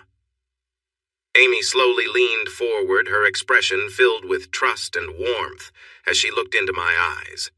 I could feel the depth of her feelings as she took my hand, holding it close, her touch gentle yet steady. She leaned against me, resting her head on my shoulder, and for a moment, everything around us seemed to quiet down. "Robbie, I love you," she whispered, her voice soft and filled with emotion. Her words carried a significance that struck me deeply. I wrapped my arms around her, holding her close, wanting her to know how much I cared. The feeling of simply being together, close and comfortable, was enough to fill the moment. We lay back, holding each other as time passed slowly, sharing small whispers and enjoying each other's presence. She looked up at me, her eyes shining, and I could see how much she trusted me. We were wrapped in a quiet comfort, each moment building on the last, as we lay together in peaceful silence. Later, she got up and walked into the bathroom, bringing back a warm cloth to freshen up. She handed it to me, laughing gently as we took care of the small, simple things together, each gesture filled with care. It was a quiet, special moment that felt like something only the two of us shared. Afterward, she suggested we shower together, leading me into the warm spray of water. We laughed, talking quietly as we washed, the simple act of helping each other a gentle, meaningful ritual. She even had a few shower gels she had chosen just for me, explaining that she wanted me to feel at home in her space. "Did your last boyfriend leave these here?" I teased, chuckling. She playfully gave me a light nudge, pretending to be hurt. "Robbie, you goof," she said with a smile. "There has only ever been you. I've been on a handful of dates in my life." Her honesty and the simplicity of her words made me smile. We stood there for a moment, looking at each other, sharing the happiness of knowing that, in each other, we'd found something real. It was a perfect end to a night we'd both remember, but none got more than a kiss on the cheek, and no one had a second date because they weren't you. "It has always been you," she said shyly. I hugged her as she began to tear up, holding her close as the water flowed over us. "I'm sorry, dear," I said gently. "I know you gave me a wonderful gift earlier, but I thought, well, you were so amazing, how could I?" For a moment, she looked up at me, her eyes misty but holding a sparkle of joy. The fear of rejection drifted away as she realized I wasn't judging her for her past. "I'm a bit of a nerd, remember?" Amy said. "I may not have much experience, but I've watched a lot of films and have had some fun toys." She hesitated, deciding if she wanted to share more. I held her close as the water flowed around us. She rested her head on my chest. I thought about going further. I tried a few things, but I couldn't. Amy said, her hands resting gently on me. "But I am so glad I got to be with you first. For so long, I dreamed of you being my first Robbie. I was even jealous of my sister. But tonight I finally felt like I belonged to you." I kissed her softly, and we exchanged sweet words about love and promises for the future. After we got out of the shower and dried off, we returned to the bedroom, changed the sheets, and snuggled in bed, our arms around each other. As we both drifted off, I reflected on the past year. Despite the rough times in my life, I felt thankful that everything had happened as it did, because it led me here, in Amy's arms. I listened as Amy's breathing grew steady and deep as she fell asleep. I kissed her head, feeling sleep pull me in too. I whispered, "I love you," as my last thought. It felt like she tightened her hold and sighed lightly as I finally fell into a deep sleep for the first time in months. The next month was full of activity. Amy introduced me to her team in Noosa, including her housekeeper and gardener who helped keep the place neat, especially when she was away. When they realized who I was, everyone smiled during the introductions. They all knew Amy had liked me for a long time and were glad she was happy. Amy also arranged for me to meet her lawyer, George Brady. He was a distinguished older man, just as you would expect from a top lawyer. At Amy's request, George took over handling my divorce. As he managed Amy's legal affairs, it meant he also took care of my situation now that I was with her. George informed me that I needed to attend a final meeting with Georgia in a couple of weeks because we were completing the last of the paperwork, and he would be there with me. As we reviewed the case file, George pointed out that, like many others in similar situations, Georgia's lawyer was trying to delay the process. Georgia thought that if she fought hard enough, I would change my mind about the divorce.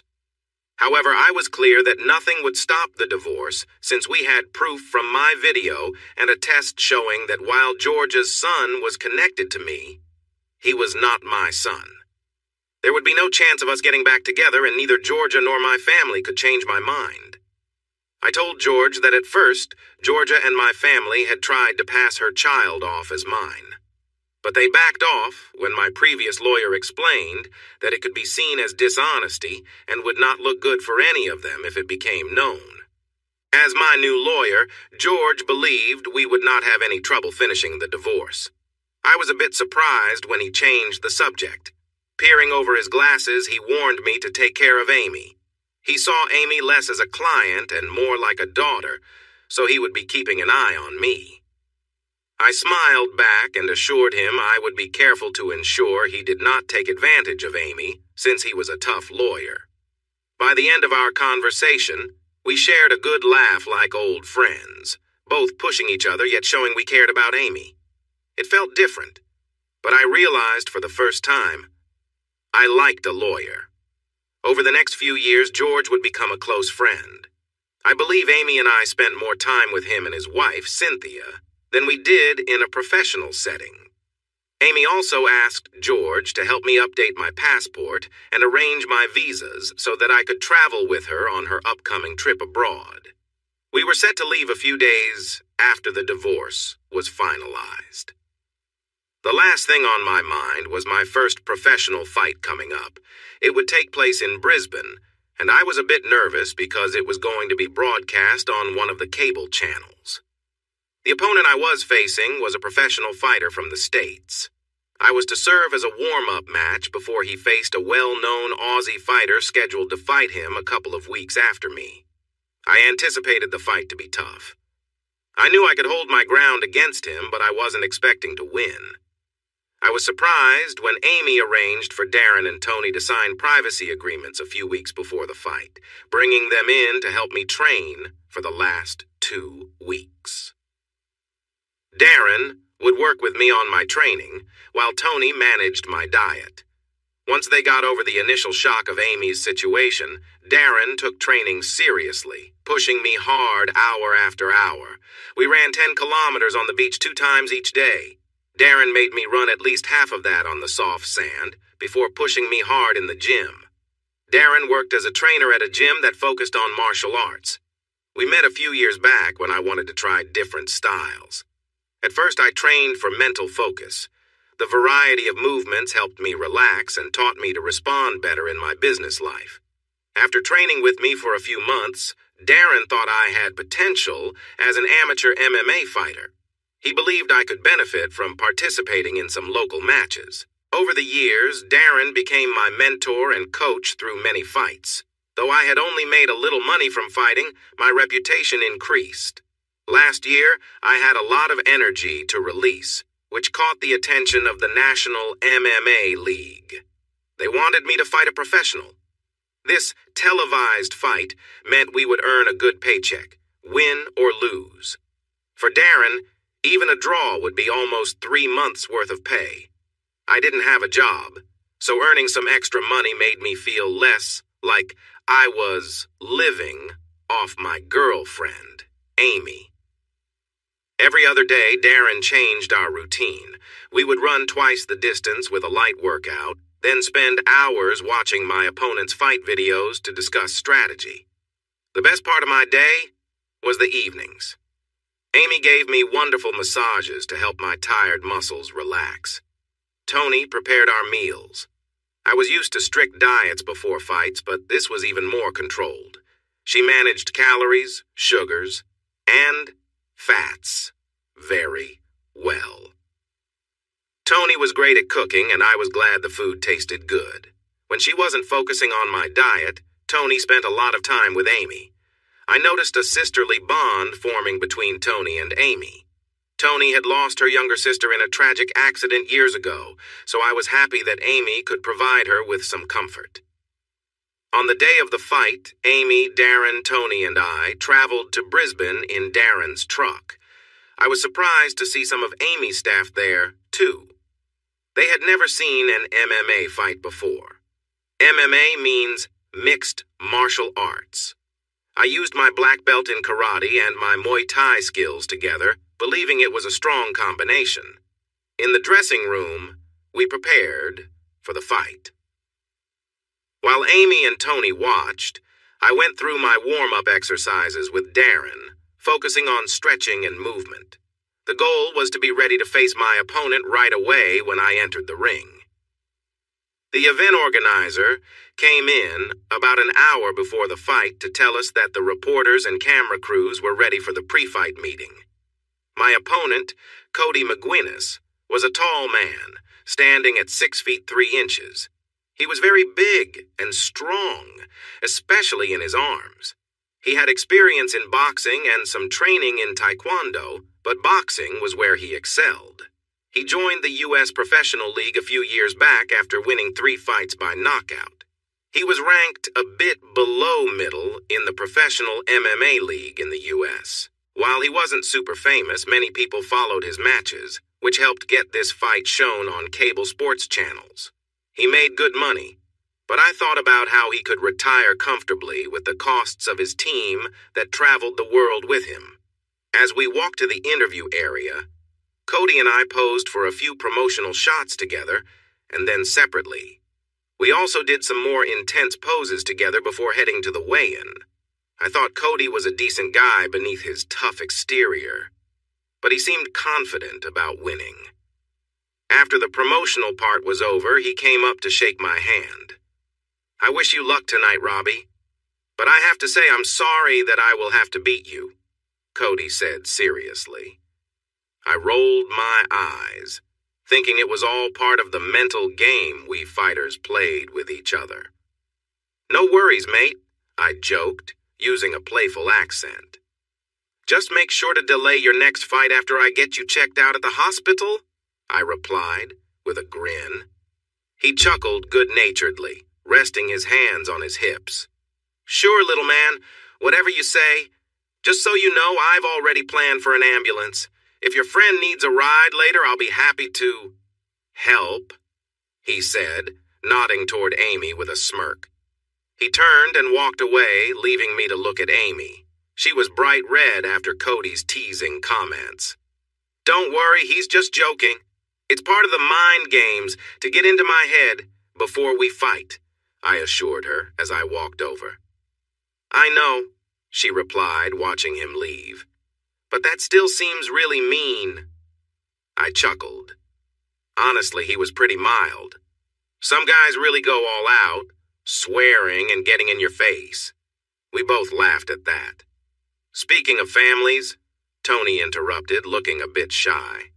"Your family is in the audience tonight." "What?" Amy and I exclaimed together, turning to Tony. She nodded. Sorry, but I thought you should know now so you can get ready," Tony said. "I saw them in line for tickets earlier." It seemed like everyone was here. Georgia, Joanna, your parents, and even your brother. Just what I needed, I said, feeling down. Suddenly, Amy pulled me aside. Use it, she said urgently. Use what? I replied. Them!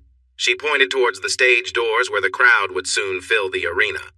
Use the hurt they've caused you to fuel your fight. If you can't move on from it, let it drive you to show them your strength.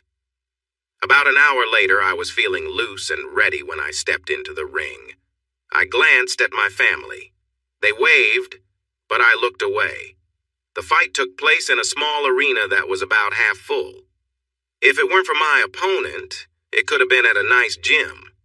The event organizers wanted Cody to get used to the venue for his bigger fight in a few weeks. According to reports, I was just a warm-up for him. The arena had over 700 seats, and my family ended up in the upper sections, which was fine by me. None of them had come to any of my fights before, including Georgia. She thought it was too brutal. And while she liked fitness and a fit partner, she wouldn't attend when we were together. Now that we were separating, it was clear they wanted me back at Total Build. I figured the upcoming court date was the only reason they showed up.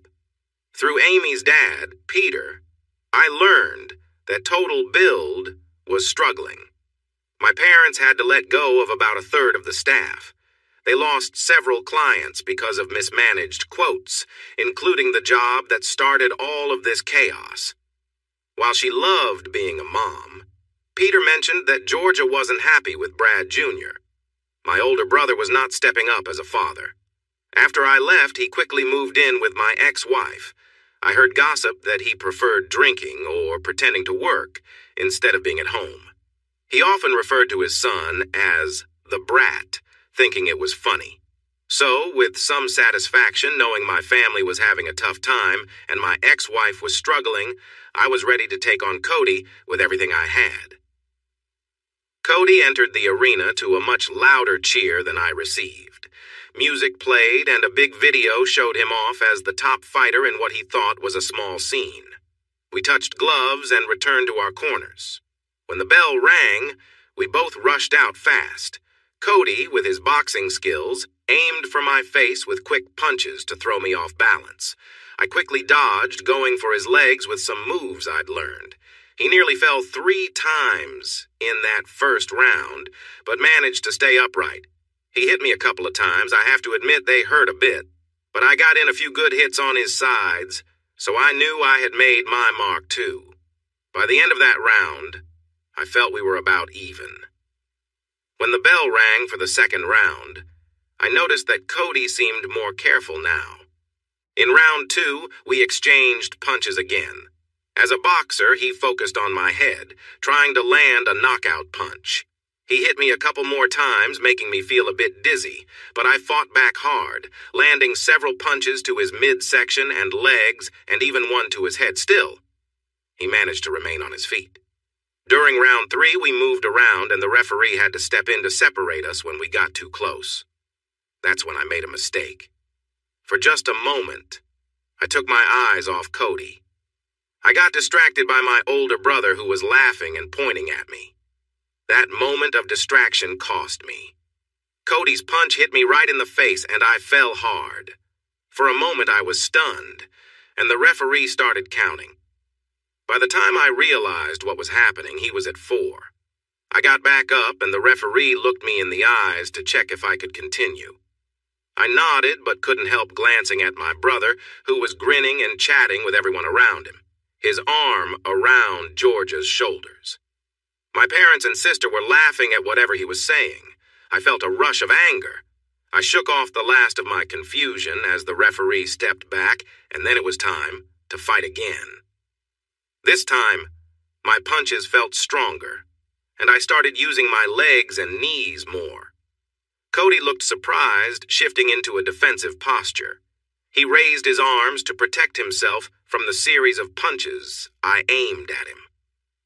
After a tough exchange, where I hit him hard and then paused to catch my breath, I saw my chance. He was shifting his stance, thinking that I would take a moment to rest.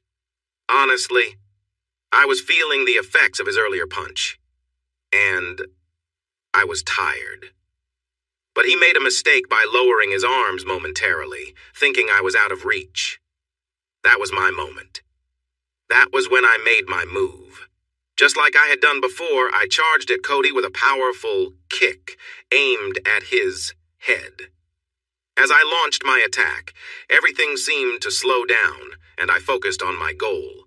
The noise from the crowd quieted down, and all eyes seemed to focus on my foot, moving towards Cody's head. I turned my body while kicking, putting extra force into my strike. My foot hit his cheek, and he'll never forget the gasp from the audience. For a moment, everything seemed to freeze as energy transferred from my foot to Cody's head. As I finished my turn, Cody fell against the side of the ring. He landed on his side, his mouth guard hanging loose. His body shook a little, but his eyes were shut, and he began to drool. No one said a word as the referee rushed to check on Cody and started counting. Cody didn't move. When the bell rang, the crowd erupted into cheers. I raised my fist in the air, turning to celebrate with everyone.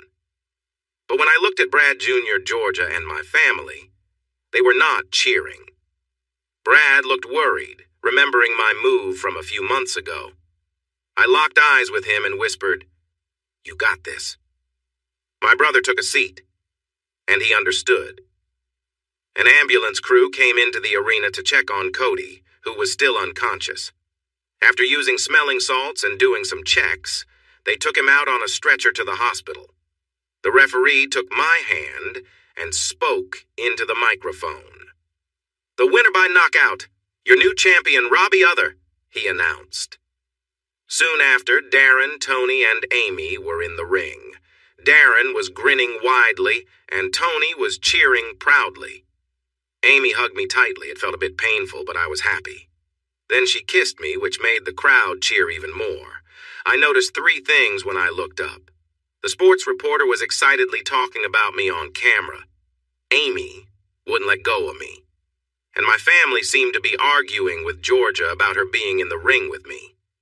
I gestured for my family to come over to Darren, Tony, and Amy.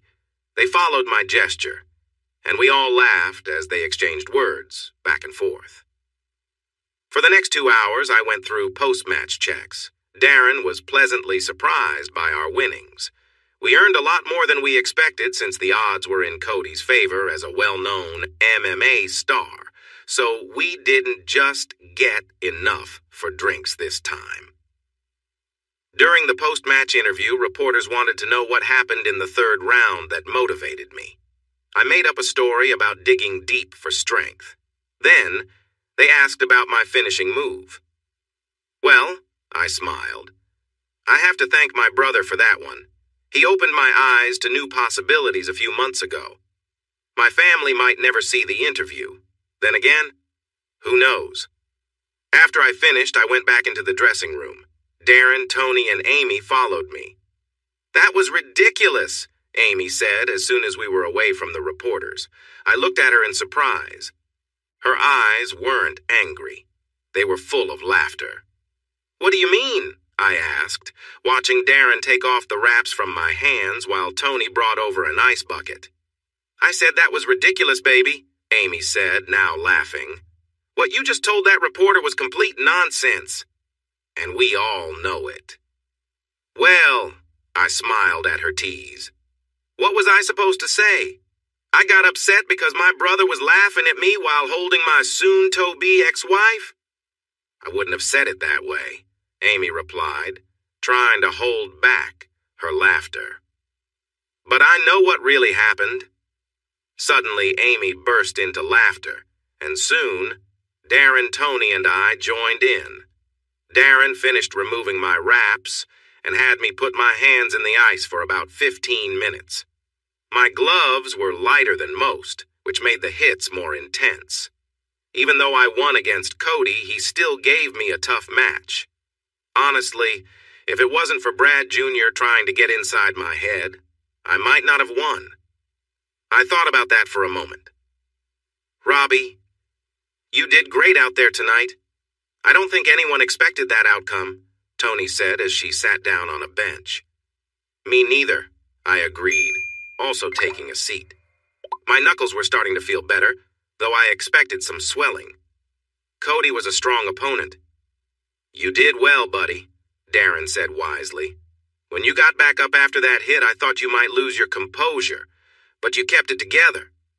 You found your openings, and wow, where did that kick come from? I explained how I had used a similar move against Brad a few months ago. Up until that point, Darren and Tony knew I had some trouble with the law, but didn't realize I had put Brad in the hospital for a couple of days. We laughed and discussed various moments from the fight while I relaxed. Darren noted that I had cooled down and took me into another room for a warm-down massage to help with my muscles before they tightened up. Afterwards, he sent me to shower in the locker room. When I got there, I found Amy in the shower, standing under the warm water with some soap and a washcloth. I smiled as she told me it was now her turn to take care of me. I decided right then that Amy should come to all my fights if my post-fight moments were going to feel like this. Darren and Tony were waiting for us with big smiles when we stepped out of the showers about 20 minutes later. I could only imagine what they had heard from the locker room. I felt more relaxed than ever after a fight. Most of the crowd had left, including my family, which made me feel relieved. We checked in with the event management team, and they gave me the okay to leave the arena. It was just after midnight as we walked out of the arena. I was tired and happy that Darren and Tony would drive us back to Amy's place. They wanted to spend a few days with us at the beach instead of the Gold Coast, where we had all lived for most of our lives. As we walked toward Darren's truck, we suddenly heard a voice call out. "Robbie, wait!" my mother called out. They must have been waiting at one of the entry gates for a while. My family all looked tired, and my mother was rushing ahead of the others with a worried expression. I turned when I heard her voice and stopped. Amy held my hand tightly, and Darren and Tony stopped a few steps behind us. "Robbie, please wait. Don't go," my mother said, closing the distance between us. I let go of Amy's hand and crossed my arms over my chest, looking at my mother. She didn't look well. Her hair was almost white now, while just a year ago it had been brown with some gray. Worry lines covered her face. And, though she had never been extremely fit, she seemed out of breath now, like she had run a long way. "What is it, Mom?" I asked, feeling Amy wrap her arm around my waist. My mother glanced at Amy quickly before focusing on me. Robbie. Joanna, Brad Jr., Georgia, and my father caught up, standing in a loose circle around us. Darren and Tony stayed a bit back, with Tony leaning against Darren. My father, like my mother, glanced at Amy, but then directed his attention to me. "Son, come home. It's been a year now. You've had your time away and we forgive you. It's time to come back," he said. Both Amy and I chuckled. "Time away?" I asked, smiling. "Yes, son," my father replied seriously like he was talking to a young child. "You shouldn't have walked out on us. We need you to let it go and come back." "Right," I replied, stretching the word. Amy scoffed. "And what do you mean you forgive him?" she said, sounding critical. "Be quiet, Amy. This isn't your concern," Georgia snapped at her younger sister. "Amy," my mother said before Amy could say more. Understanding dawned on her face as she glanced at my girlfriend. She connected the dots about the argument Georgia had with Brad and my father earlier. "So you're Georgia's sister?" "Half-sister," Amy answered with a smirk. "But yes, I have that unfortunate link to someone who gets involved with men besides her husband." The sisters shot sharp looks at each other. "Honestly," Amy added with a smile aimed at Georgia, "I think she must get her behavior from her dad. My father is very faithful to our mother." "Stop it, Amy," Georgia said again. "Robbie is still my husband." "Only for a few more days. Then he's all mine," she declared proudly, wrapping her arm around my waist protectively. Georgia glared at her sister. I have to say it was amusing to see them bickering over me. "So you're not even divorced? And you're with your wife's sister?" Brad Jr. attempted to sound serious. "Be quiet, Brad," Georgia shouted back at him. I could tell he wasn't ready to approach me. Amy and I chuckled again. I could hear Darren and Tony laughing softly behind us as well. At least I waited until I found out my ridiculous brother and ex-wife were sneaking around behind my back with family support, I chimed. "Oh, and Brad. Just between us. You can have Georgia. I think I picked the wrong sister the first time."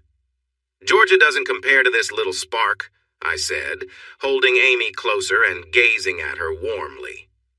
Amy returned my look with a soft smile. A moment later, I glanced back at my older brother. He looked a little flushed.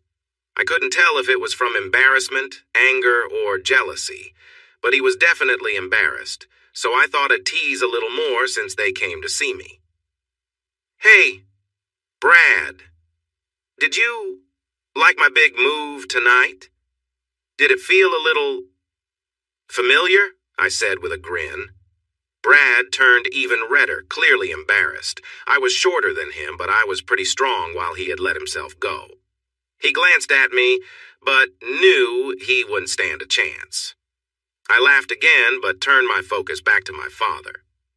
"So, Brad," I said, shifting the conversation back to the topic at hand as I looked at my father. "Amy asked a good question. What have I done that you think I should be punished for? Shouldn't it be the other way around?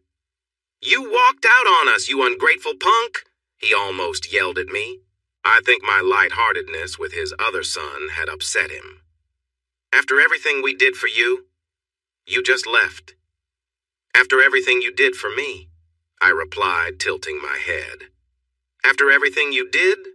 I asked in disbelief, struggling to understand his words. My sister Joanna, always ready to jump into a conversation, had to get involved. She certainly had a knack for picking the wrong side. Maybe that's why she never seemed to hold on to a relationship. Under that brown hair, she always seemed a little out of touch. "Your job, you know," Joanna exclaimed, her nostrils flaring. "Mom and Dad gave you a job right after high school, letting you study while you worked. Dad thinks you threw it back at them, that your little outburst is hurtful." Everyone could see what my parents were saying, but they didn't want to admit how I felt betrayed, or why they still thought it was okay to treat me like they did. I turned to my parents. "Brad, Hattie," I said softly. Both Mom and Dad looked at me. "Thank you for the job after high school." They smiled back. "But the university was through a scholarship. I worked hard for that, and I never let my work disrespect what others have given me." Their smiles faded. "I never let my training interfere with my job, and I never allowed my siblings' lack of effort to stop me from getting my work done.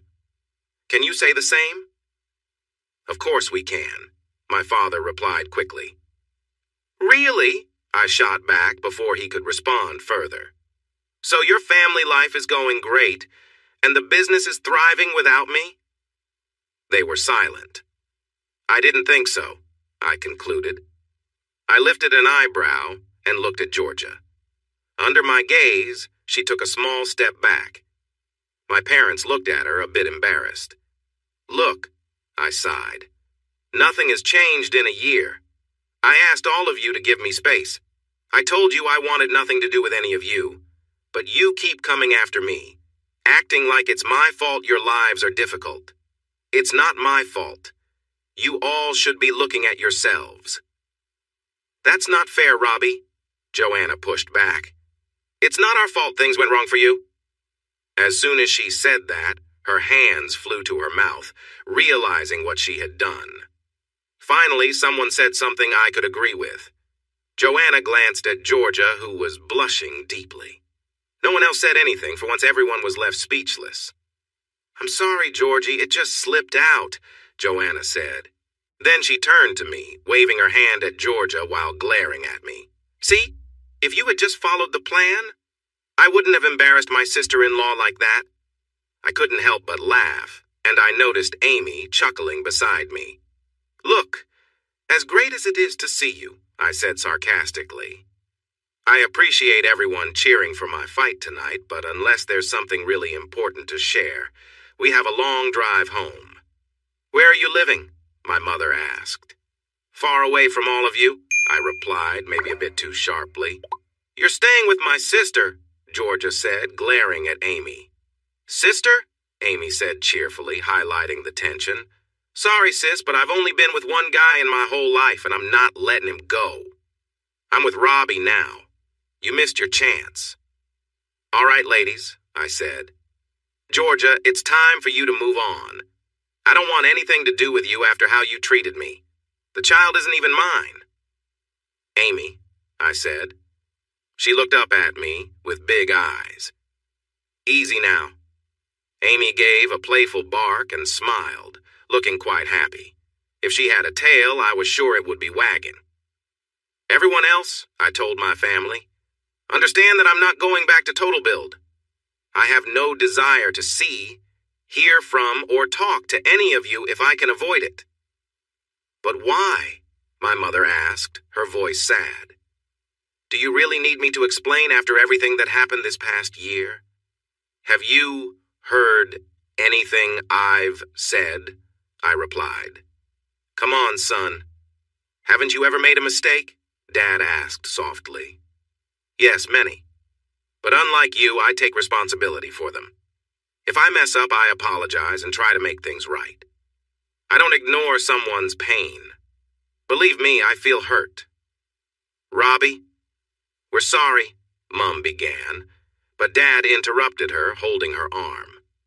Is that how you really feel? He asked. Can't you see it? I told him.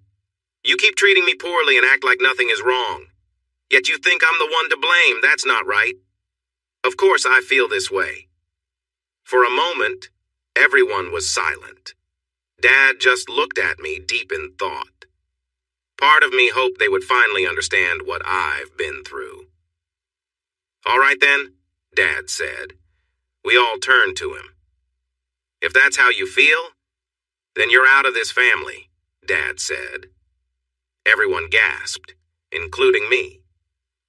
You think you're so special just because you're hurt, Dad continued. I could sense a lecture coming. But here's a reality check. You are not special. You were an unexpected child that we never planned for. Your only purpose was to support the company. You want to know why we never told you about Brad and Georgia? Because you didn't deserve to know. You've always believed you were better than everyone else. From what I see, you haven't worked since you left us. You've been living with some people who aren't really helpful and with your wife's half-sister.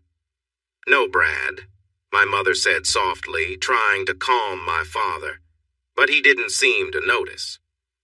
We gave you a year to sort things out, my father continued, spittle forming at the corners of his mouth.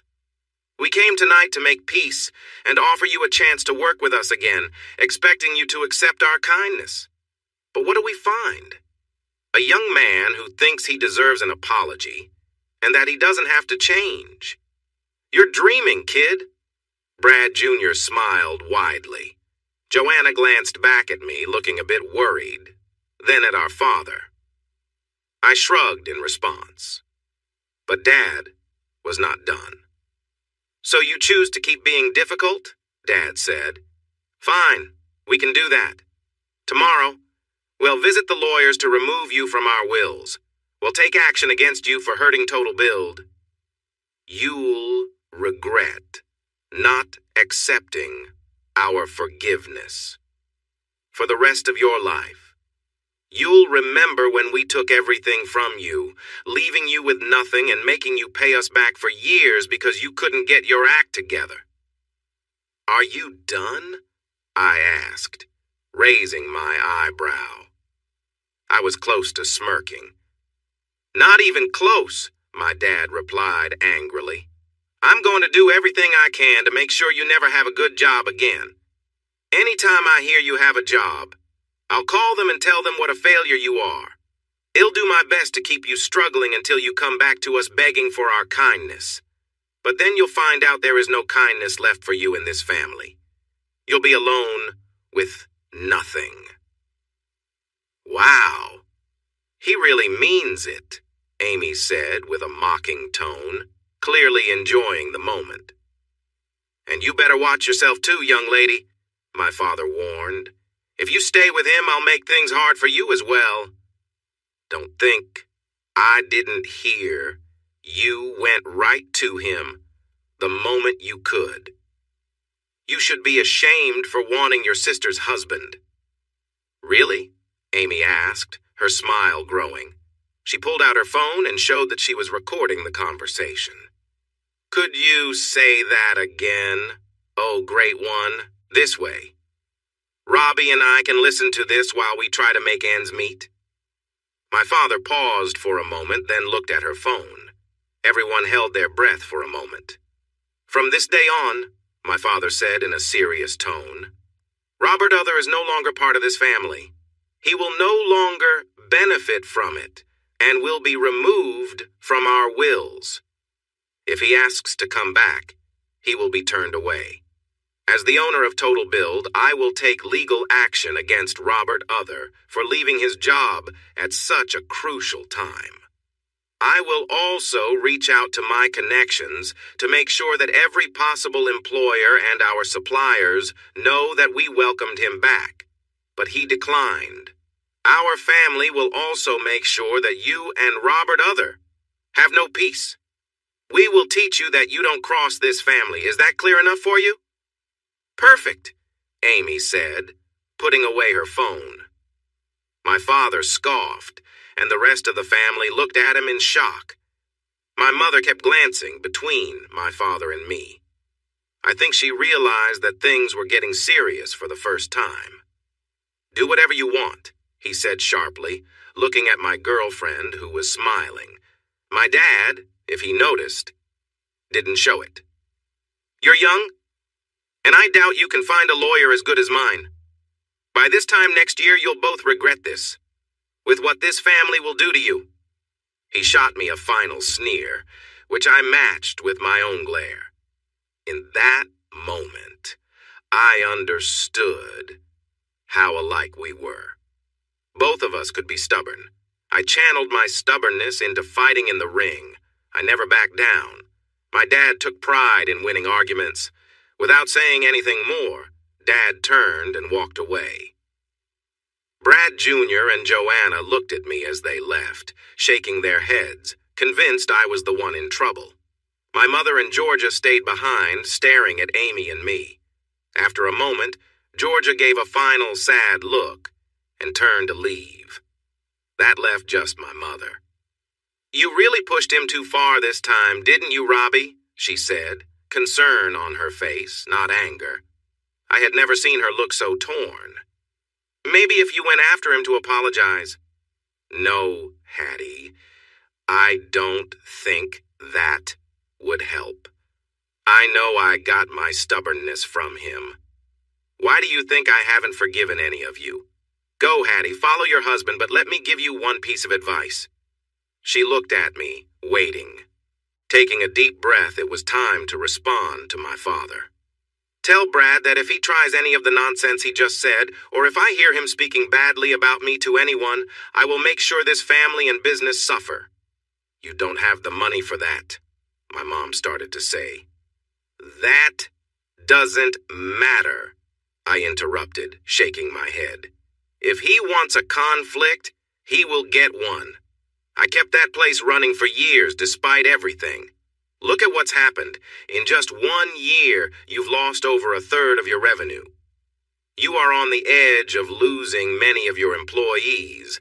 A lot of items are returning to the workshop because they are not made well, and it seems that none of you can manage things without my help. If your husband really wants to argue, please remember what you saw in the ring tonight. Think about the focus and effort I needed to fight and win. Imagine what I would do in a disagreement with my family if I brought that focus and knowledge with me. Tell him, Hattie, to let it go. You know I will be fine without all of you. But please tell him to let it go, or it will be a tough situation for all of you. My mother looked at me, and for the first time, I saw sadness in her eyes. She knew it was true.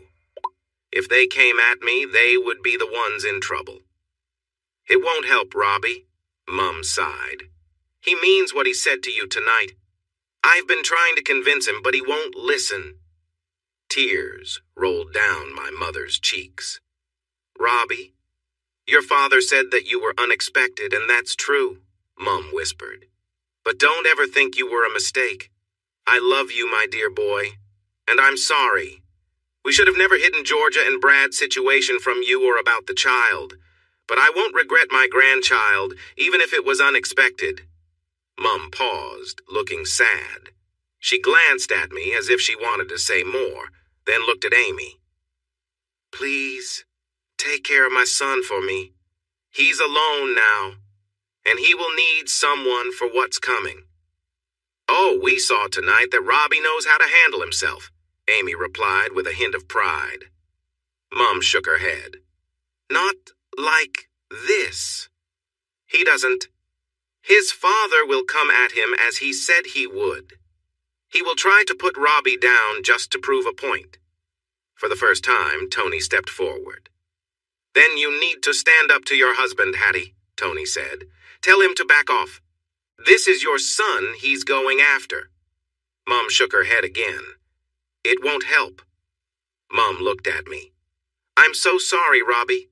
If I never see you again, please know that even though I can't say it again, I will always love you. You were the heart of this family, and we harmed you for no reason except our pride. You are the best of us. Always remember that. But do what you have to do. For what it's worth, Mum paused as her expression grew serious. I don't think the rest of them stand a chance, but I have to stand by my husband. I know, Mum, I replied, feeling sad. Suddenly she looked at me. It was the first time she had heard me call her Mum in over a year. She regarded me, then nodded gently. I will love you forever, Mum said, turning to head back to her family. Before she could fully turn, I rushed the few steps between us and gave her a big hug. For almost 2 minutes we stood there, unmoving. I realized my mother was caught in a difficult place. I understood how she thought. She needed to help as many family members as she could, even if it meant having to let go of one of us. We might have stayed in our embrace longer, but I heard my dad calling her name from far away. I let go of Mum. She turned to me, held my face gently, and kissed my cheek. Goodbye, Robbie, she whispered. Goodbye, Mum, I replied softly. We both cried as she walked away.